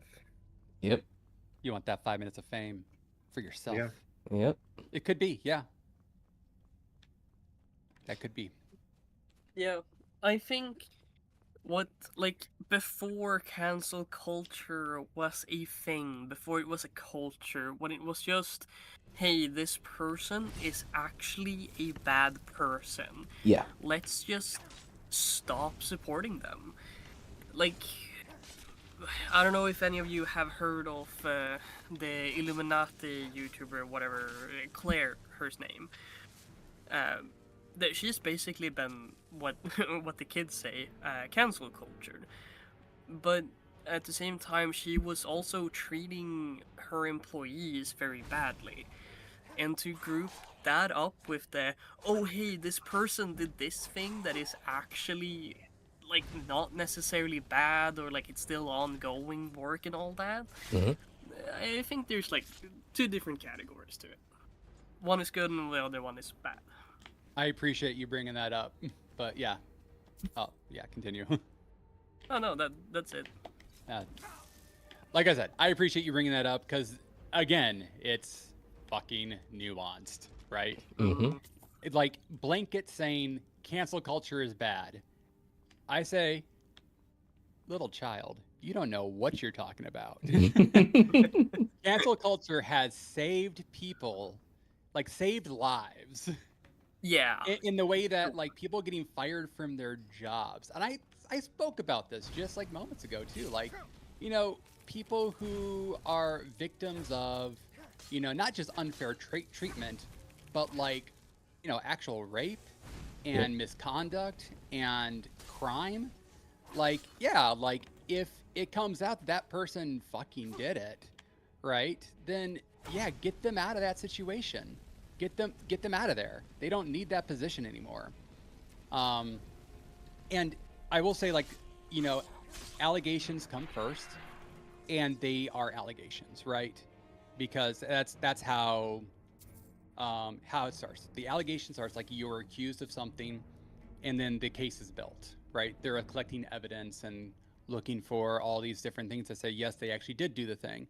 Sometimes it's very clear from the start, right? Like it's irrefutable. Sometimes the allegation is out, and like you really have to investigate it, and that's why like there's all this like hurt after a trial happens. Like, well, like, the evidence did not show that this person did a thing. Everyone gets a fair trial in the United States. Well, they should, right? Like, I'm sorry, like I will say I don't completely trust the like the court system in the United States. However, that is the way it is built. Mm-hmm. See, the concept is real. The outcomes are not always right, but evidence does speak for itself. Evidence is very important. So if there is evidence of this and that comes out, like, yes, remove the person from their job first. But if it turns out they didn't do the thing, reinstate them, give them all their benefits back. Or if they've already moved on from it, right? Like those people should not be working together anymore anyway. Like if they're the ones that tried to out this individual, right? Everyone should just move on. If you didn't like that person in the first place, even if they were innocent, yeah, everyone should just move on. Exactly. I think cancel culture, like if we want to call it that, right? Or accountability culture, has its place. It has its time and place, as does everything. But these people who are fanatically searching for anything, like, we're talking about the haters who are searching for anything to bring down an individual when it's not true, and, or, dare I say, they are fabricating evidence. I mean, look at the Johnny Depp and Amber Heard case, right? Yeah, that shit was crazy, bro. Oh, man. Real. Yeah. I'm surprised I'm the first one to bring that up right now, but like, yeah, that was crazy. And, Johnny Depp took a step back, as, was expected. He was, quote unquote, canceled for a bit. Look at the guy now. Hell He's yeah. back. Hell yeah. Exactly. And he moved on from it. Those two are not together anymore. Like, it didn't like negate those harsh feelings that they had for one another, right? There is one person that did not come out on top from that and was shown for like the kind of lies that they are going to spew, and that is the consequence of the actions there. I think actually we have Yoshimono in the chat here. He actually mentioned that. I love this little adage: freedom of speech does not mean freedom of consequence. Yep. Or freedom from consequence, if you will. Mm-hmm. So there I you go. just gotta say, another adage he added was, where lawyers embody the letter of the law but not the spirit, the cancel culture embodies the spirit but not necessarily the letter of the law. And I think that's so true. Like, yeah. Yep. So yeah, we can hate cancel culture all we want, but I think it is important to acknowledge the importance it can play. We don't need to call it cancel culture. If that is a 4-letter word for some people, right, let's call it something else, right? I think accountability culture is good. I think just accountability, right? Can we just go back to the basics? It's basic accountability for actions. Yeah. It's not a culture. This is who we are. We as human beings should be accountable for the things that we do in relation to other human beings. Royal Dare I Hennessy say, just I said it again, dare I high. say, dare I say, we live in a society. What? Oh man, Joaquin's Joker is amazing. Heath would be so proud, fucking man. said it. Heath would be so proud, man. R.I.P. to Heath. Yeah. But yeah, to touch on that, it's only cancel culture is only bad because, and especially with situations when it comes to situations with domestic violence where the woman is accusing the man is often found guilty until proven innocent. So without even evidence, because a lot of people, if they can relate to the situation, there are a lot of women who can relate to any type of assault, DV, sexual assault, all that. Yeah. So the automatic assumption is to side with the girl. But there's been plenty of other situations where that happened and then it's found out that she lied and then the guys is still canceled to some degree because these girls want to just enable it. And the same with other guys too. It was like they're enabling someone that was basically getting canceled, and someone the accuser was found to be a liar, but people will still enable that because they still want to be in the good graces of the person who's trying to cancel someone. So it's a double-edged sword when it comes to cancel culture, man. It's good for the folks who need justice, but it's bad for the folks who are obviously innocent in the situation. But it requires people to be accountable and to tell the truth. This is why I tell the truth all the time, because I've been the girl tried to quote unquote cancel me because she didn't like me and was trying to pull friends away from me and all kinds of crazy stuff. And we had a disagreement, but it was never to the degree that she was trying to sensationalize it to be. So after they found out that nothing was going on because I told the truth, the girl basically ostracized herself and didn't come around me anymore because she realized that nobody was going for her BS. So that's one of the senses of her trying to cancel me in real life, not like on social media. The natural consequence. wow. Yeah. And it I had happens. Go It ahead. does. I had something like that too. Except I was together with someone and another person who was from another circle of friends that, I mean, we weren't really, getting hand to hand. But she started spreading rumors that somehow made themselves all the way over to, like, my girlfriend's best friend. And after that, oh, fuck me, man. As soon as you in their bad graces, boy, everything you do is terrible until they find out Yeah, otherwise. for sure. It was just, at that point, it was just game over. Mm-hmm. It happens, bro. It happens. And it's like That Zenna was a said, long time ago. But yeah. there's nothing you could do except, respond the best way that you can. So, yeah. Good Use topic. that emotional intelligence. Amen. Amen. Pyro, Communicate. Mr. And Pyro. communicate. Yeah. Yeah. Look at us bringing it back. We can just never leave. Oh man, Pyro, you had anything for this? No, I mean, it sounds like all of us has experienced cancel culture as a personal, and I'm like, I've definitely have. I don't even know what I did. I was like told, it's like, oh, you made someone feel uncomfortable. Never was told anything. Every time I asked, it were like, it's like, oh, if you don't know, then that's the problem. I'm like, I didn't do nothing. It was literally, I literally did nothing to talk to this person, and They might want to tell you what happened. Yeah. That's part of growing is understanding where you went wrong. But it's like if you don't know, then it's like, well, then fuck you. So fuck yeah, them. exactly. Don't worry about it. But I'm like, they were a terror group of people. I found out even like worse than later. I was just ostracized for nothing. That sounds like you're ostracized for nothing. Yeah. Yeah. I'll say the good side of cancel culture. If you're accused of something and you're innocent, all it does is when it helps you get stronger because you have to. I feel like there's a quote I read that a man should be able to hear and to bear the worst that could be said of him, and one of those things make you stronger. It sucks in going through it, but in the hindsight, you'll be like, man, I survived through something that I thought would have been the end of me, but I'm still here. And secondly, it shows you who you can and can't trust. Because people can pretend for as long as they want to, but eventually, if you pay attention and you staying silent, they'll tell on themselves. So that's one of the things that you will learn when it comes to that. But good stuff, man. So we're gonna go ahead and go to the next topic. All right. All right.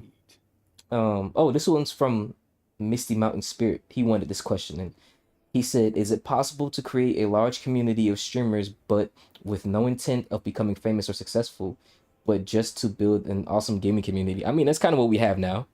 That's basically what we got right now with Streamers of the Hill. Yeah. It's just when we get bigger, more people will know about us. But I don't plan on changing the behaviors and the habits that we have now. Just us just getting bigger with doing the same thing we're doing because we have a great community. You guys speak on it. I believe it's possible. I think, our individual success gets to be our group success if we, help one another and keep doing awesome things like shouting people out, directing people towards the smaller members in the group, and just all around having a great time. Absolutely.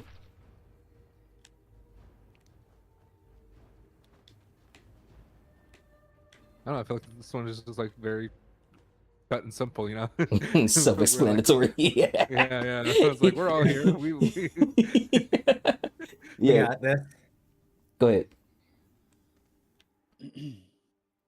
Oh, nobody wants to go. I was gonna say Misty Mountain said it because that his goal isn't to be like, a really cool famous streamer. His goal is to just have fun building a good community and doing what he needs to do because, he just wants to just live a regular life while playing games. And that's basically, when you stream and you're not having that type of goal, you just stream casually and you don't really have a set schedule. Yeah, it's basically what it is. So anybody's able to do that. And with our community, because everybody's so welcoming in the first place, even if someone isn't trying to be a big streamer, we'll all support each other in that aspect of we're gonna find a way to grow each other. Like, for example, Mego just started streaming. I was one of the first people to go into her first ever streams, and then from there I was pushing her stuff, and then everybody else started pushing her stuff, and then she got affiliate in like Zenith. When she get affiliate, like in like 2-3 weeks. Yeah, so a week of It took a week. yeah, so a week of doing that. That's what I wanted to do. I wanted to build a community where everybody can eat. Even if you're just making $1, like that's still one more dollar than you didn't have beforehand from just having fun on stream. Like we get played to play fucking video games, bro. This is every kid's dream right now. I will say this is sort of a double-edged sword for people who want to like, I just want to be chill and do my stream, but and then they don't get viewers in there, and they ask the question like, well, what am I doing wrong? So I think there are a couple things that need to happen, right? Mhm. So to answer the question, going back to the question though, of like, is it possible to create a large community of streamers but with no intent of becoming famous or successful, or just to build an awesome gaming community? Both are true. You can do both, and you can also be in that community but also not like big or successful. If you don't want success, also like if you get popular enough where you can turn on affiliate, if you don't want that, you can turn it off. You Yep. don't need to have that on. You don't need to play ads, right? But if you do want to make a little bit of money off of it, right? And I think that is important to acknowledge in yourself if that is something that you want, right? If you don't want to be big but you do want to make money, it is incumbent upon you to further your streams, to better yourself, to look back, be reflective on what it is that's working. Watch other streamers, you guys. If you want to be successful, look at what they are doing and ask them questions about it too. It's like, how did you get such a large community? They're going to tell you. What's the worst they're going to say? I'm not going to tell you that shit. It's like, no way. They're going to tell you exactly how they got it. And they're going to explain, yo, I started off, pretty small myself. Like I would be on there for hours and I'd have 0 people in my chat, right? But they would push through it, and eventually there would be people that come in and they would vibe with you, right? They would share things with you, share back. I think that's the important thing. That starts there. And all that stuff of polishing your stream up, like, oh, now I need to like make channel rewards and I need to like make merchandise. Do that when it makes sense for you, right? I think it starts with the personality. I think it starts with the quality of your presentation, of you the presenter, right? It starts with you. And I think if people do want that, if they do want that for themselves, then they should be working on that. Even if they want to be small, even if they don't want to make like a whole lot of money, or like, 20 people at a time for a stream is fine with me. Cool. You still have work to do, right? You can't just expect people to come into your stream and stay with you, right? Like you have to talk. Right? You can't ignore the people in your chat. You have to read their messages. You have to not just read their messages, right? You have to react to their messages. You have to ask them about themselves. And here is the secret that people don't like to hear, is that like, even though you are the streamer, they're not in there to talk about you. They're not. Those chatters are in there to talk about themselves, because the thing that people like to talk about most is themselves. And that's why streamers like, but like, aren't they here to see me? Right? Well, that's the ego in you, right? That is the what's it called? That is like the selfish, egotistical side, which everyone has, right? Yeah. But you need to look past that and be like, actually, if I want people to stay, right? If I do want to make that extra coffee, that Starbucks money, I need to talk to these individuals, right? They need to be able to stay for the ads. Maybe some of them will throw down a sub. Who knows? Would also say not expecting people to sub to you. Like, hey, man, if you're here all the time and you don't like watching ads, then sub. That's not on them to give you that money, right? Like, that's their money. They can do what they want with it. Yep. It is on you to be a better streamer, regardless of how big you want to be. If you want to turn on that affiliate button and you want people in there to talk to while you stream, then you have to become a better streamer. And that's what I'm going to say about that. I don't have strong feelings about this at all. Zenep was on his soapbox. Come on now. Preaching. Yeah, death of the ego is the path to progress, essentially, or path to fame for streamers. Yeah, because if you're gonna do any type of business, being a producer, you have to think of other people. You have to be gregarious. You can't expect to have a business and treat your clientele like shit. You have to, especially when it comes to entertainment, they're the reason that we are at the points that we're at. So why are you treating them as if they're disposable? Treat your folks well. I will well. say, like, coming into these communities, right? Like, we're going to build you up as a streamer.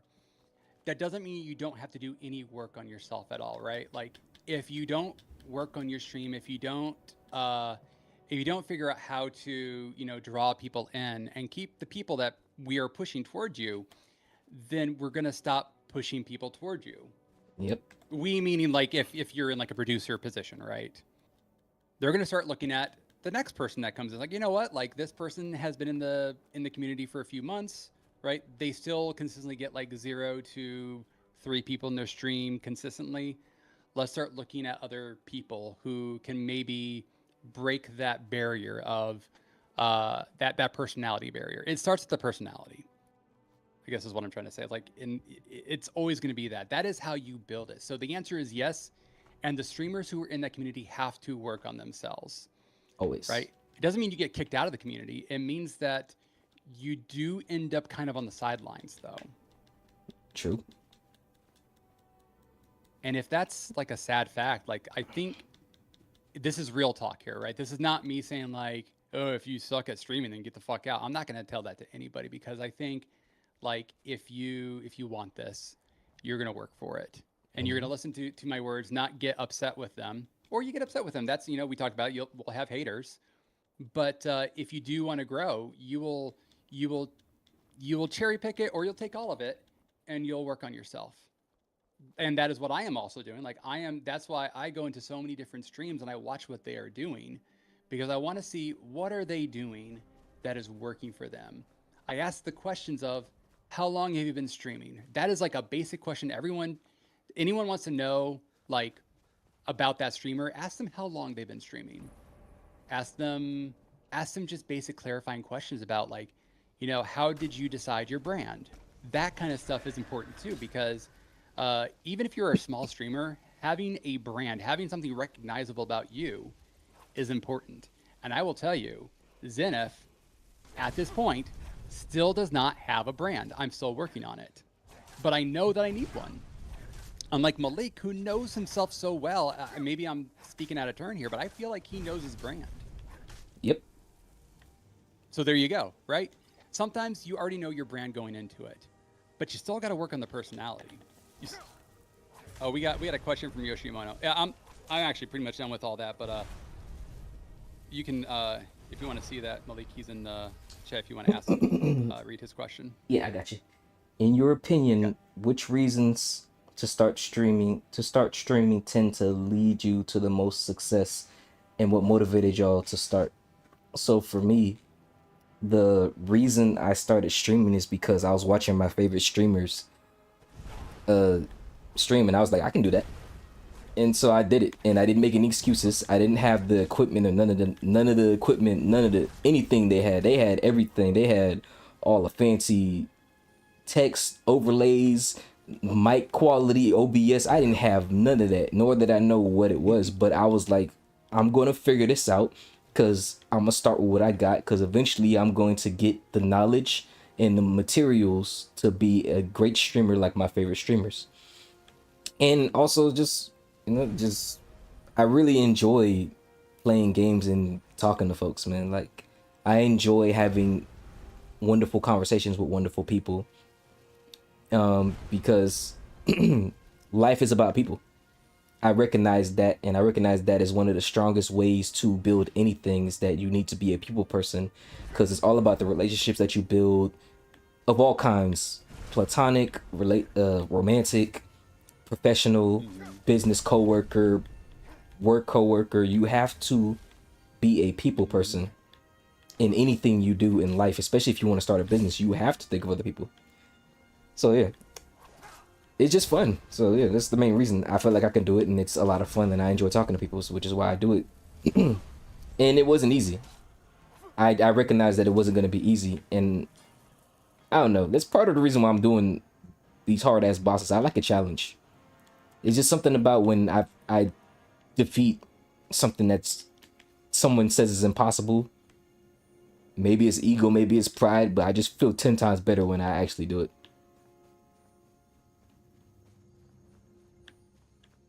Yeah, no. How do you feel when people are there with you, cheering you on, and like celebrating your successes on the game? It just feels like, man, I got the whole city behind me, just watching me suffer. Because like them cage 3 bosses, I be getting my ass beat, but they be watching it. I'm like, I don't know why I literally died 3 times in a row, but when I make that one victory, y'all was like, y'all was playing the game with me.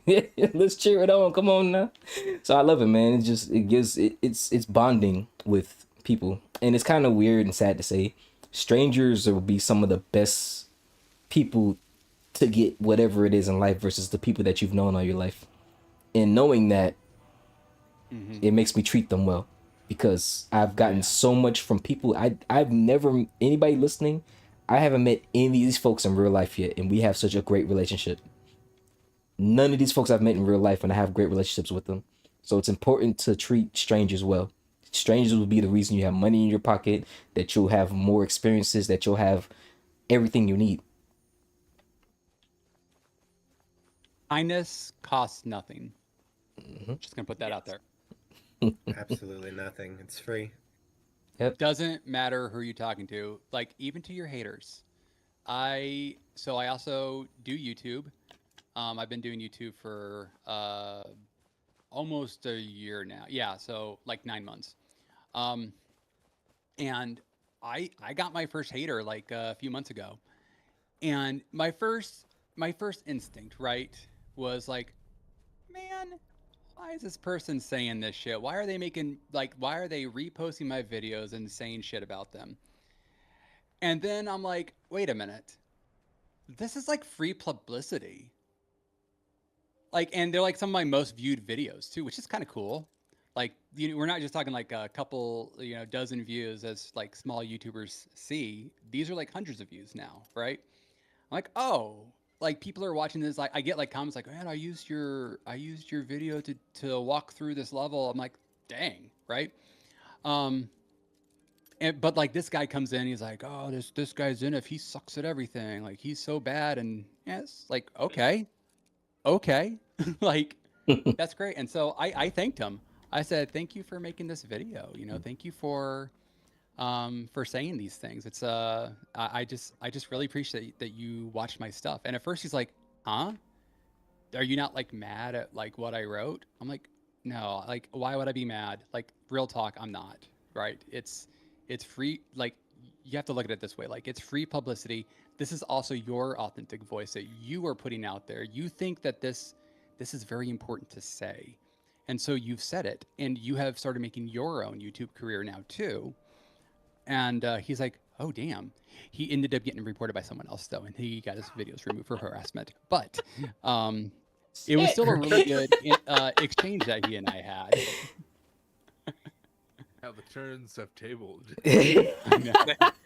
Oh, he actually, so he DM'd me when it happened. It's like, okay, so I actually did have to take those videos down. Someone reported me for harassment. I'm like, because, well, It's a learning lesson. I have nothing really to say about that. Just like, keep pushing forward with whatever voice you want to do, But he and I ended up in kind of a better place mutually, right? Like, not like he didn't hate me after that. He's like, actually, you're actually kind of a nice guy.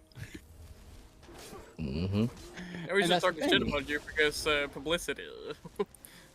Oh yeah, I was just no, like I just didn't like the way you played. I wasn't like saying you were bad. It's like he was, but Oh, it was like this guy's an idiot. It's like that's awesome. And then I was it's like, I don't care what you say about me. It's just they're just words. They're just words, and you're getting engagement and stuff. So that's really awesome for you.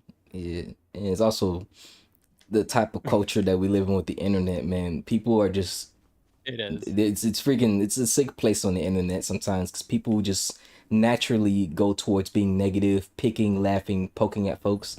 So when you give folks that kindness, man, they don't realize it, but that's what they needed to actually heal a little piece inside of them that they probably lost or they was probably not being exercised because of all the negativity on the internet. And Oh that's yeah. that's probably what he really wanted, but he didn't know how to get it out of you by being kind. He just felt that if he was just being mean, he would get one or two options. Either you won't say anything or you'll lash out in a way that he wants you to respond. The kids call it rage baiting nowadays. It's the dumbest thing in the world. It's rage baiting. No, it is. It's rage baiting, and like I think the point is to not take the bait. Is to understand, be emotionally intelligent, but to understand where that is coming from and what is happening in the moment, and then you can react appropriately to it, and Exactly. even come out not looking like an asshole, which is great. Yeah, that's real. That and is then and real. then and then there's no hard feelings afterwards. Mm-hmm. Absolutely. Unless they talk about your mama, then you need to say, hey man, you don't even know my mom. She was a bigger whore than that. I was about to say, but disrespect can only go too far. But if you say something disrespectful, man, I'm There you go. responding. I'm responding. Exactly. You ain't going. You can get By away the with way, my that. mom is a lovely woman. Yeah, She would shout never. shout out to Z Fighter's mom, man. She's the reason why we have such an amazing edit guide. For real. yep, I'm But sure is. did anybody else want to answer I don't want to say your name wrong. Yo yo I don't want You to say said her name. Yoshimono? Yeah, I didn't want to say her name wrong. Did anybody else want to answer that question? In your opinion, what are the reasons to start streaming tend to lead to the most success, and what motivated y'all to start? As far as success, I didn't answer the success part. It's consistency, just being consistent. But you guys can go ahead and answer. Yeah. I've been talking a Um, lot, so someone else needs to take this up. Alex? Oh, my biggest motivation is just that I love people, and if I can do anything with being kind enough to just make one person's day or make one person smile, then that's a successful job for me. So my answer is that I just absolutely love people. Yes, I love that. that is success right there. It is. sorry, what was the question for this again? In your You can opinion, find it in the podcast chat, but yeah, go ahead. yeah. Yeah. In your opinion, Uh, what are the reasons to start streaming that tend to lead to the most success, and what motivated you to start? uh, well, I mean, I kinda just like every time I have ever streamed in the past, it's for my friends. Like, hey, let's hop on a Discord call. It's like, yeah, you know what? I'm gonna play this game. Go ahead and watch me stream, but once every blue moon.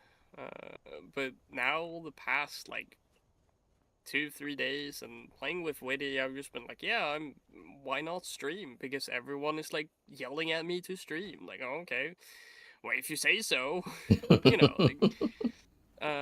So for me, I guess it's just friends want to see me play. That's it. That's good, man. So what does that communicate to you that people are saying, hey, you should stream? How does that make you feel when you hear that from people? No, I think like specifically the parts like, yeah, you should stream. It's like, yeah, it doesn't really make me feel much in that way. I mean, it makes me feel, of course, happy that my friends like it when I talk and when I show off games. But most of the time, I just like to sit and yap with people when I play games. So it's like, yeah, sure, I can show you my gameplay. Let's just sit in a call. Like, I'm not gonna sit and stream and talk into silence. That's no fun. Mhm. Granted, I did that earlier today, and I had myself muted for like an hour on Twitch, so I was legit talking to nobody.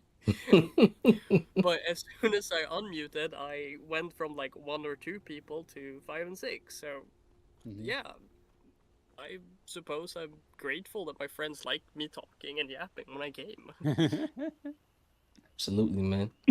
And basically, your worth isn't tied to this streaming stuff, and nobody's worth should be tied to anything that's external.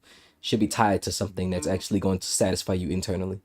Because this is fun, but we got to have things outside of this. That's You mean my Instagram followers doesn't mean anything? No, Kidding, this, I'm no, kidding, yeah. you were. I'm kidding. Starts flexing my 2.5 Sometimes it does. million. It's like, look at my numbers. I'm better than you. God, oh The God. only answer to that is like, yeah, you are, bro. Congratulations. Yeah, and I'd be like, that's good. They'll my make him do vote. a double take, like, oh wait, hold on, what? I'm like, yeah, do you want a cookie? Shit, they probably do. But anybody else? Did anybody else want to They go? probably do. One sec.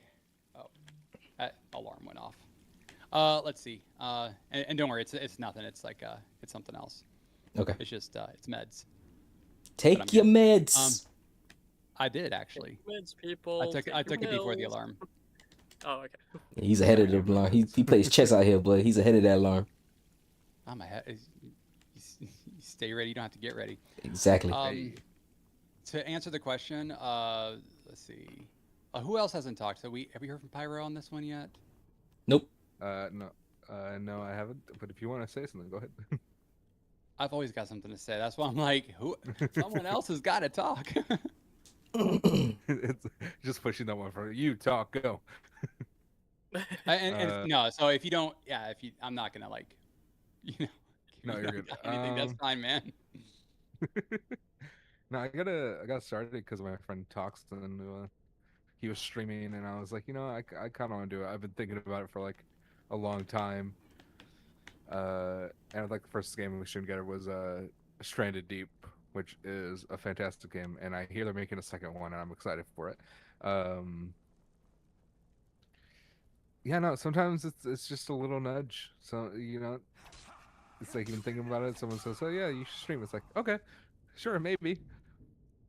And then when you finally bite the bullet, it can be very rewarding, especially when you find a group of people such as these fine folks right here, that are like chat and chat or just let you know that you're doing a good job. It's fantastic.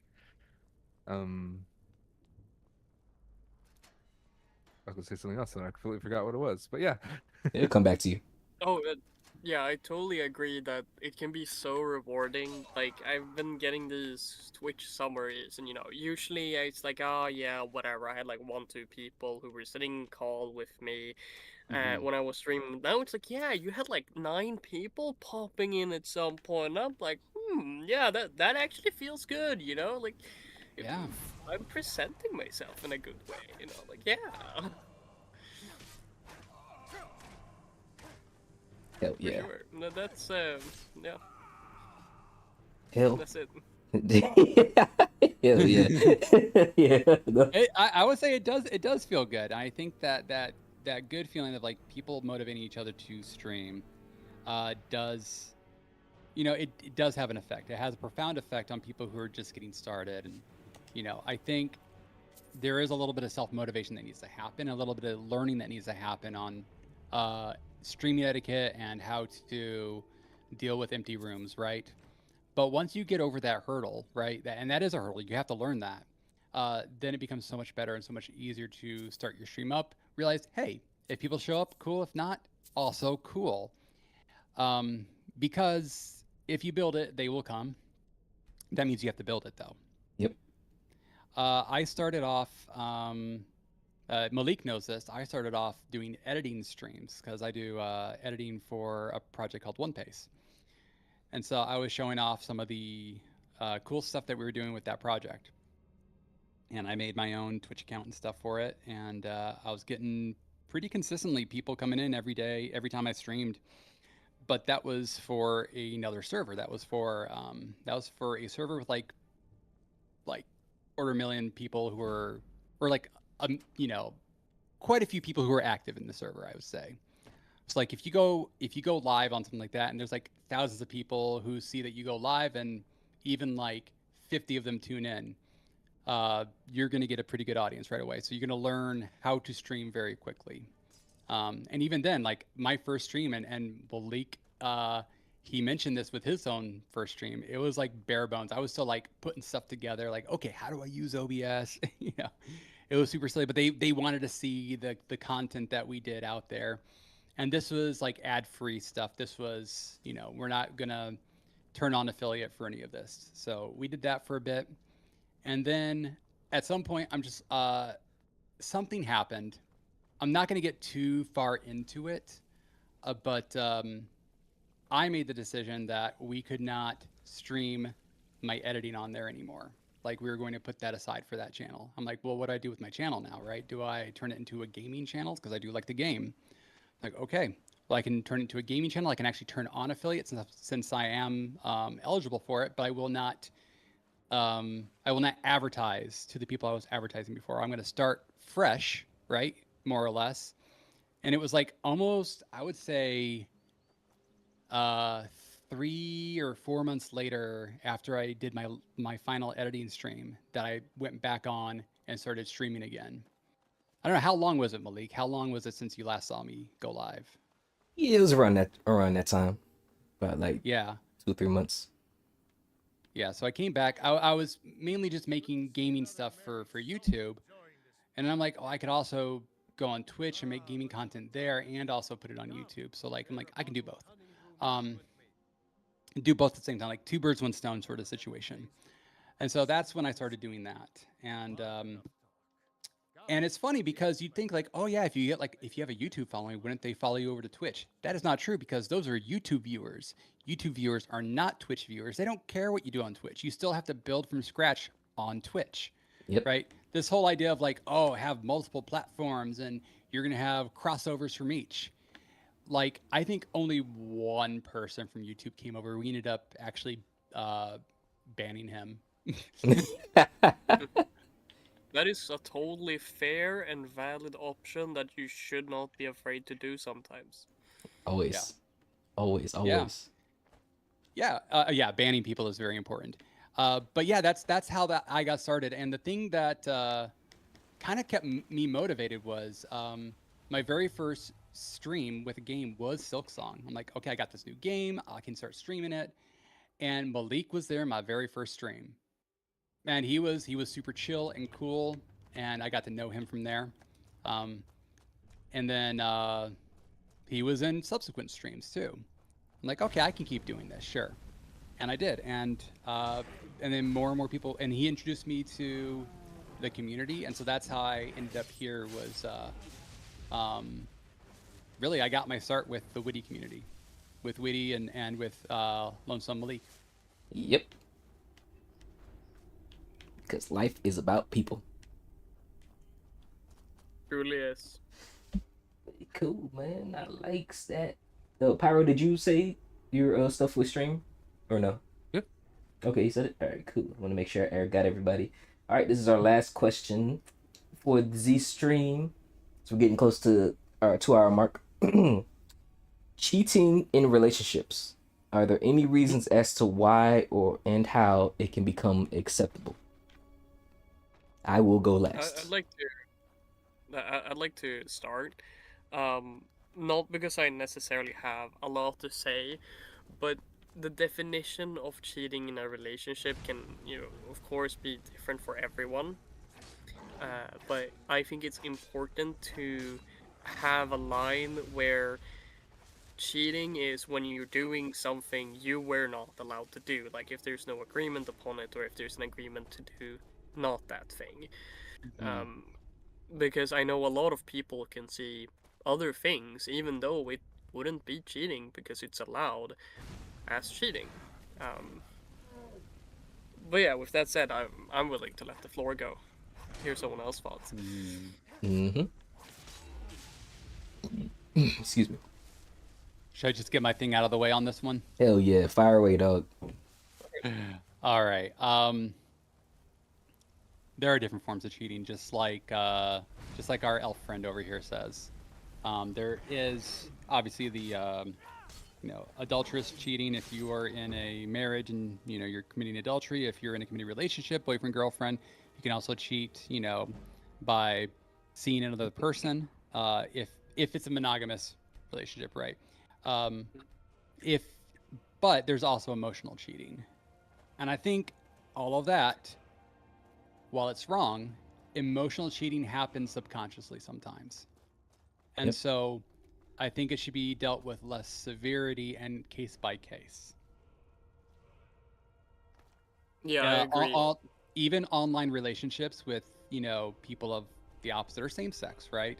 That can take priority over your real relationship or your real committed relationship. That is problematic. Now the question is it wrong? That depends, right? Like, what are you doing with that relationship? How are you committed to them in a like attraction sort of way, right? Mm-hmm. Are you choosing that thing over your partner, vice versa? Like, there are all these questions, and then even with right a sexual relationship where you know go and cheat on your partner and have sex with someone else, what's the situation? Is your partner, say, in jail and never coming back out?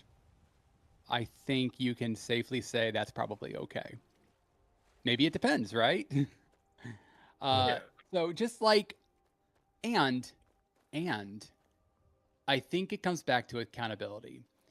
If you are developing feelings for something or someone other than your partner that is going to take priority over them, or is starting to, you need to start recognizing that and speak up about it. Now, Mago and I, we have this spoken agreement, like a handshake agreement, that if this happens to either of us, we say something and it's like, hey, this is happening.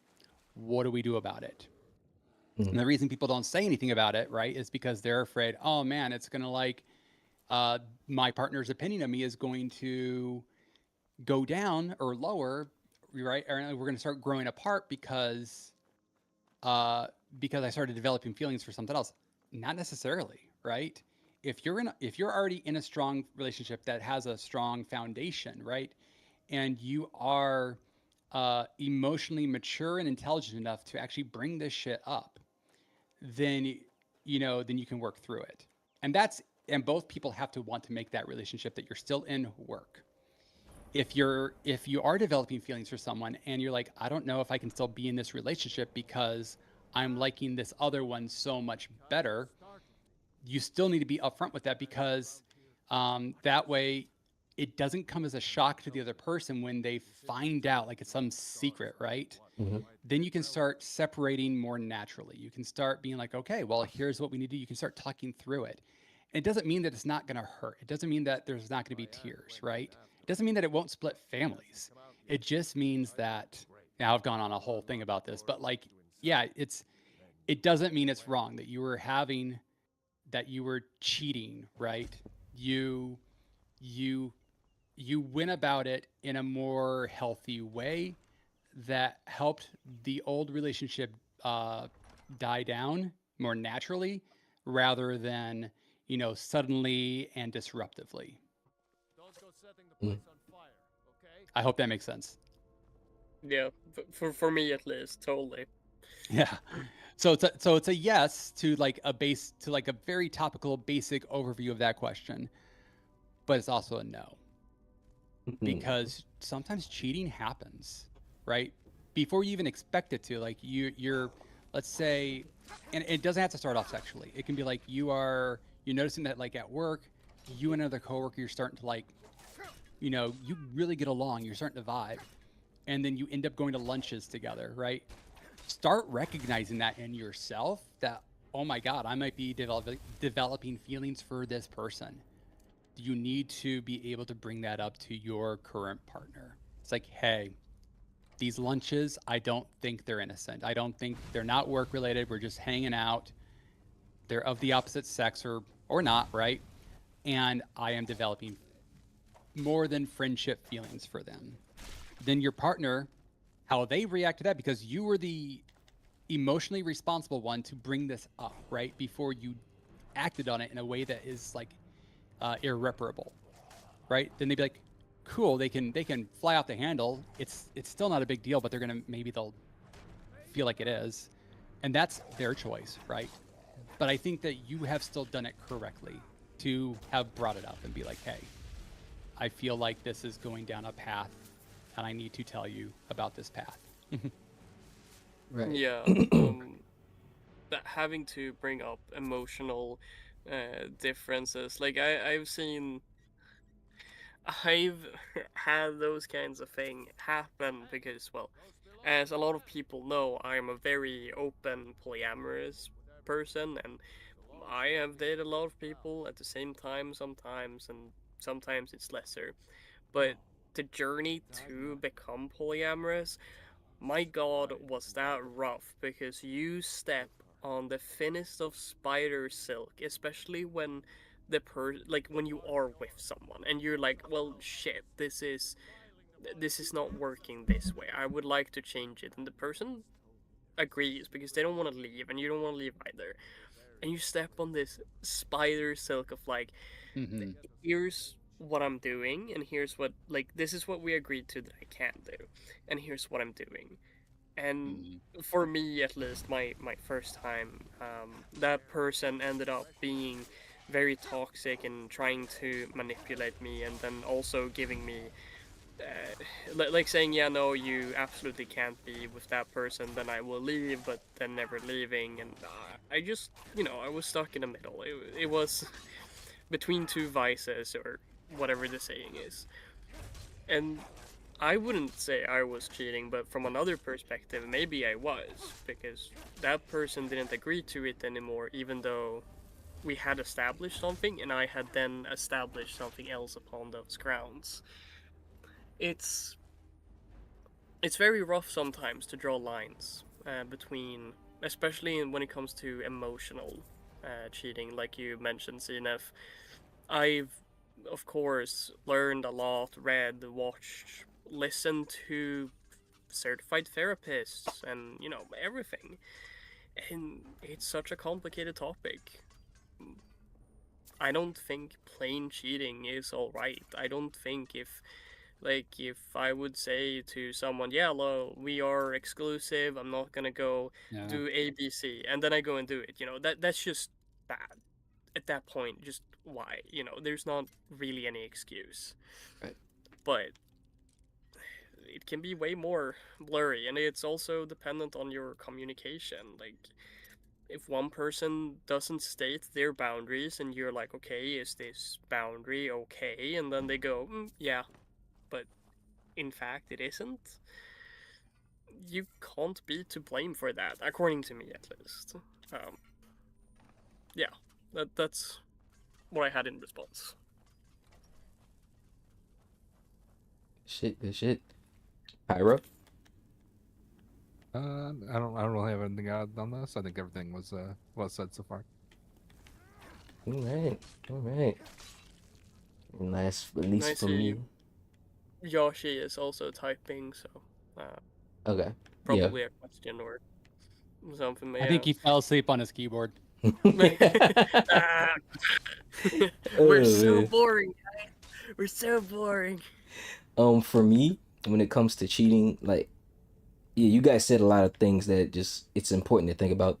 I'll say just from the standard point of cheating, like you're stepping out and committing adultery on a relationship. To me, that's wrong. No matter the reason, no matter who did it, and no one should have to walk on eggshells or feel like they need to save the relationship when it's already been tarnished and tainted.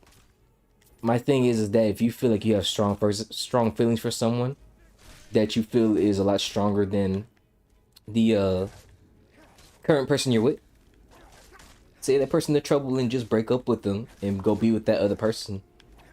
But also realize that the grass isn't always greener on the other side. The grass is greener where you water it. It's not always a better person out there. It's who you're willing to be committed to, because you can bounce around from person to person. But cheating doesn't help anything other than the fact that it's only satisfying whatever need in that current moment that you may have. And for a lot of people, it's either a sexual need, emotional need, or just the need of, oh, I'm having fun with this person. But you're still disrespecting the relationship in that aspect. And that's, to me, isn't something that needs to be done. Don't even waste that person's time if you know you're going to be doing something to that degree. Yeah. As far as what you guys said, as far as something starting small as emotionally, it goes back to the communication aspect of it. If there's something that you feel is lacking in the relationship, or you feel like your partner isn't doing, or you're not feeling satisfied, a conversation is always good to have. And if that person isn't willing to, doesn't want to satisfy it, or just hasn't learned how to satisfy it because they don't know, and it's more of just a fact of like, you can learn together what it is you need, so that way that need can be satisfied, rather than trying to find it from somebody else. Or if it's they're not doing it after you've already expressed it and stated it, then it'd just be like, well, this isn't working out because the needs that I want aren't being satisfied. Certain needs are, but I need this need to be satisfied, so I think it's best for us to go our separate ways. The problem in that is that a lot of people don't say those things. They don't say what their needs are. They just go out and look for that in other people when they cheat, and then expect that it's going to be okay with the other person, or they know that it's not going to be okay with the other person, which is why they do it behind closed doors. And eventually it's going to come out, but they wait until the 11th hour.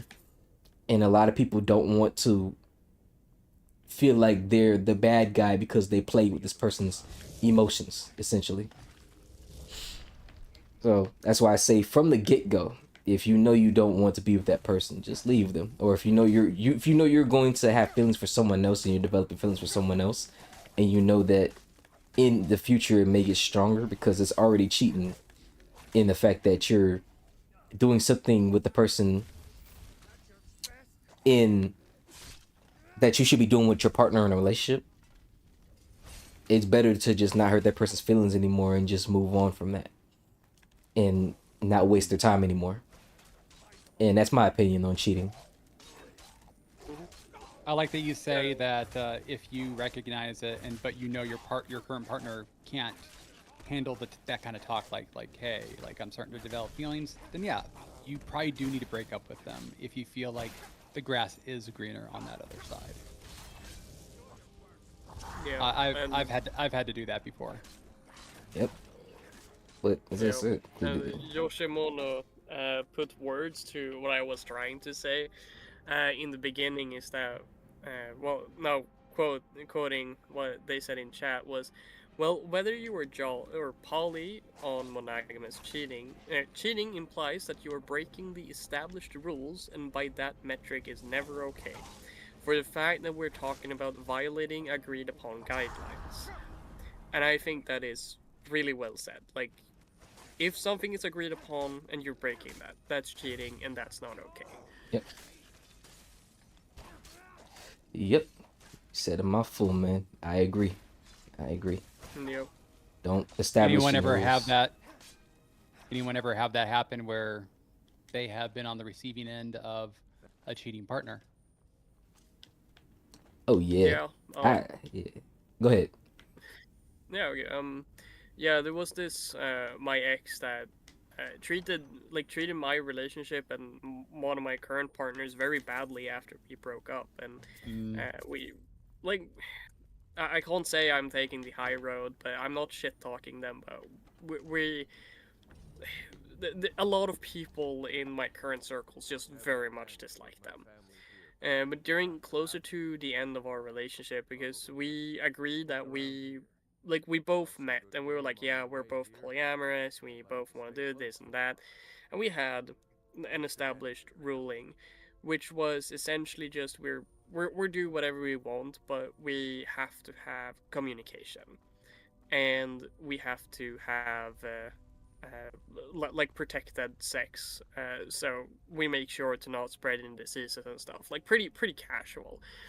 And we were in this great relationship, and we were really talking. We like met pretty much every week, several days a week, because we live close by, and we talked about maybe moving in together. And closer to the end of it, they started talking about wanting a child because they have uh like bad limbs and stuff.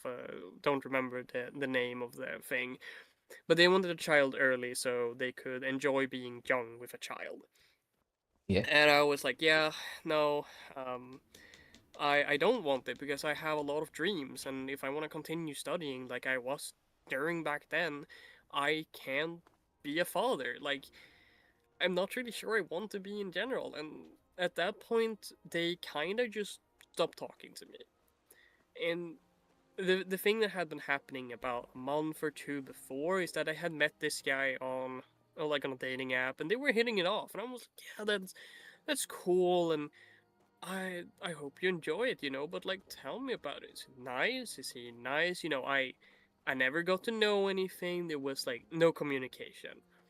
And it's like, well, like how's it going with him, after a month? Like, are you still meeting? And then eventually we had plans for Valentine's Day, and they said, yeah, no, I can't meet. Okay, why?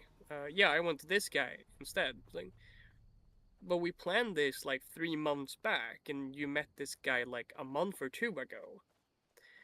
It's like, okay, whatever. And at this point, I was also not as assured in myself. I still had like a lot of anxiety, especially when it came to relationships, because of earlier ex, like not too long before that, like a year or two. And they were just doing these small things that seemed like they were just trying to put a wedge between us, and there was no communication, and they like it was pretty obvious that they left things like behind, like yeah. I'm not gonna get into too much of that, but it was really this communication rift, and it was really like, I don't know, it feels like you were kinda just stopped talking with me to be with this guy. Um, and eventually, a few months after that, we broke up. But we only did that after they ignored me for 2 months, of course, and they sent like one message in there between, being like, yeah, I just need some space after a month. I was like, all right, well, and then I never got an answer, and it was like, yep, we're gonna break up. It's like, all right, just give my stuff back, and they had said like, yeah, I wanna like stay friends, right? I wanna be able to communicate sometimes and all that. I was like, yeah, okay, sure. At this point, I was pretty much over it, and I was like, oh yeah, you forgot one of my things that I got for a birthday gift, and I want it back. Like, I had brought it to them to have it at their place. I never got an answer. And I had introduced them to LARPing, and they go to the very same LARPs, at which point I show up and it's quite obvious that they don't want to talk with me, and I'm like, all right, like fine, don't do it. And then they try to talk to me, and I'm like, no, I'm done. Like, yeah, I'll see you next LARP in half a year. Like, no. Uh, and now they have a newborn, monogamous relationship. So I'm like, really? Was that really how it went now, huh? Polyamorous, we said. So, yeah, I don't know. Yeah, it sounded like she just wanted to have a child. That was her main objective, and she was just gonna find a person, whatever man that was going to give her a child, and then hopefully build a good relationship after that. Oh yeah, yeah. I mean, this was like a bit after a year and a half in that they started talking about it, but yeah, Crazy. right. but it's unfortunate Dang. that happened, dog. It's unfortunate that happened.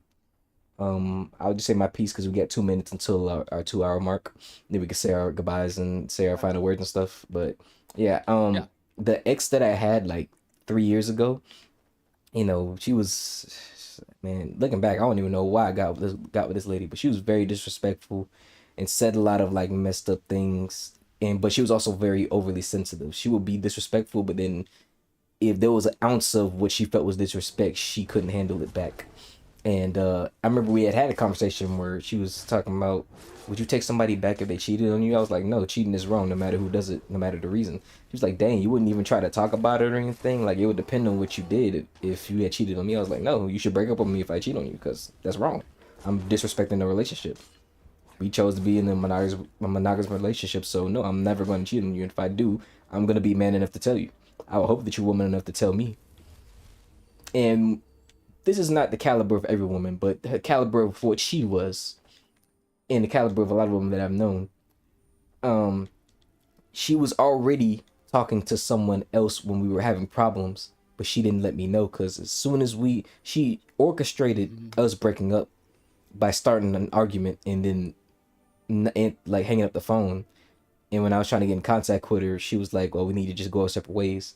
And then lo and behold, she's in another relationship right after that. I was like, oh, so you just cheating the whole time. And me, like I said, I'm a man of my word. If you do some crazy or flaw stuff like that, that says more about you than it does about me. It just shows that you're willing to hop from relationship to relationship without ever respecting a relationship. So when it happens to you, you can't cry or be sad, because you're willing to cheat on somebody when you feel emotionally slighted over the smallest or simplest things that we could have had a talk about. So yeah, I didn't feel no type of way about it. I was just like, good riddance for me. You just showed me exactly who you need to be. And also another one was a girl, like the same girl who I said was giving those problems with the whole cancel culture thing. She had we had a slight disagreement with her behavior and everything, and I was trying to tell her it was bad. She didn't like the way I said it, and she thought sleeping with one of my friends was gonna make me mad. And I was like, bro, I don't care. First of all, we was never dating. We were just talking. Number two, she was never my girl. So I don't know why she thought that was gonna hurt my feelings. But hey, congratulations, you had sex with somebody. So yeah, it's a funny story to look back on. Good for you. So yeah, that's what it was, man. Just I don't know. I the mindset of a cheater is something I'll never understand, because I'm really big on just loyalty and not hurting people's feelings like that, man. People don't like feeling used or being done wrong with people, especially when they open themselves up, because to have any sort of great relationship, you have to be vulnerable. It hurts when someone is vulnerable and then you violate their vulnerabilities that way. So that's why I think cheating is wrong. But yeah, that's my piece on it. Go ahead. Yeah, now this never happened to me. But my brother, he when he was dating his current wife, I guess this is his only wife. When he was dating his wife, yeah, she was actually still married, and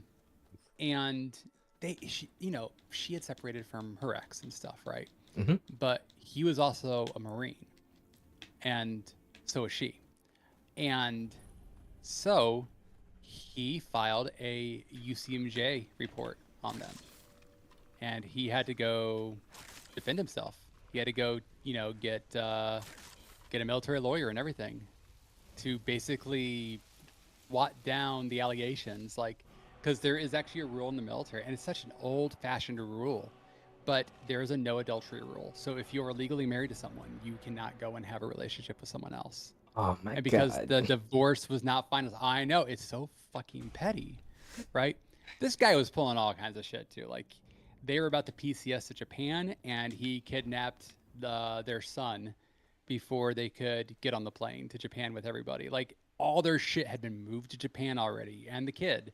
And then, like, during a visit, the dad just says, "Get off my property. You're not getting him. He's on my property right now." They had to get like the police involved and everything. That is terrible. Yeah, Like the whole no adultery thing, for people can abuse shit like that too. Like, especially if they're U.S. military, then they really need to get rid of that freaking article. Yeah, some people cannot take getting rejected, bro. Rejection hurts, but being a dumbass hurts even harder. Yeah. Man, a dumbass hurts even harder. It does, because you're not hurting nobody but yourself trying to destroy somebody. Because then everybody's gonna look at you like, I don't want to be around you, because if I get involved with you, you're gonna try to do something to destroy me. no matter if it's socially, verbally, emotionally, socially. It's terrible, man. It's terrible. I'm glad that your brother's doing it right now. That's a terrible thing to go through, for real. All the kids are over 18 now, so like that shit's all in the past. But like, the kids remember that shit, and it just hurts. It Yes, hurts. absolutely. It really hurts the family when you do not support the kid's relationship with the other parent. Exactly. That's a man. whole other bag of worms, though, or can of worms. Yep. Hey, Bag of we'll cats, can of worms. we'll get into that for real. I definitely want to get that. We'll not go into that one right now. Not right now. I'm talking about that'll be another question that we'll have for the next episode. But we are towards our 2 hour mark now. It is time for us to go ahead and close off our time. I had a great time talking with y'all. Witty, if you're still here, we had a great time. I wish you was here with us, but we still made it happen at the end of the day. So I hope you was able to listen in on this wonderful conversation of all these wonderful gentlemen telling their point of view of life, man. Feels good to do that. But I want to thank each and every single one of you all for taking the time out of your day to come and be on this podcast. It means a lot. It means a lot. Thank you to each and every single one of you Hell guys. yeah. You guys are helping this podcast Okay. get much, much better, man. I can't wait until we get to 100 episodes, just like Mego's podcast with her sister. It's going to be amazing to look back and see how many episodes we've done, for real. Yeah, I think it's been great. I'm glad to be able to be a part of it, and finally be able to be a part of it. You've been asking for so long. But yeah, thanks everyone for the very nice conversation. Everyone's been keeping tone, and like it's just been really nice and factual, and I love that. Mm-hmm. I can only tell the truth, man. I can't lie.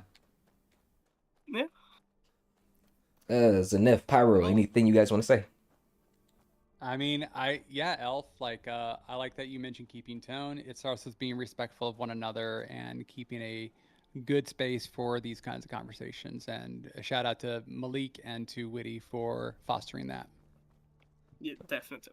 No problem. No problem.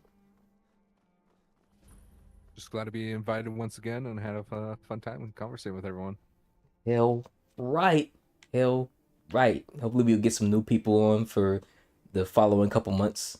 Just everybody's busy, man. And everybody's all over the world, so the time zones can be conflicting at times. Luckily, the majority of folks I know, they're from Texas, so they're just an hour behind me. Zanep was like 3 hours behind me, so got to figure out these time zones for everybody. But Yeah, how dare you be in the God, incorrect time zone, man? American. No, I'm kidding.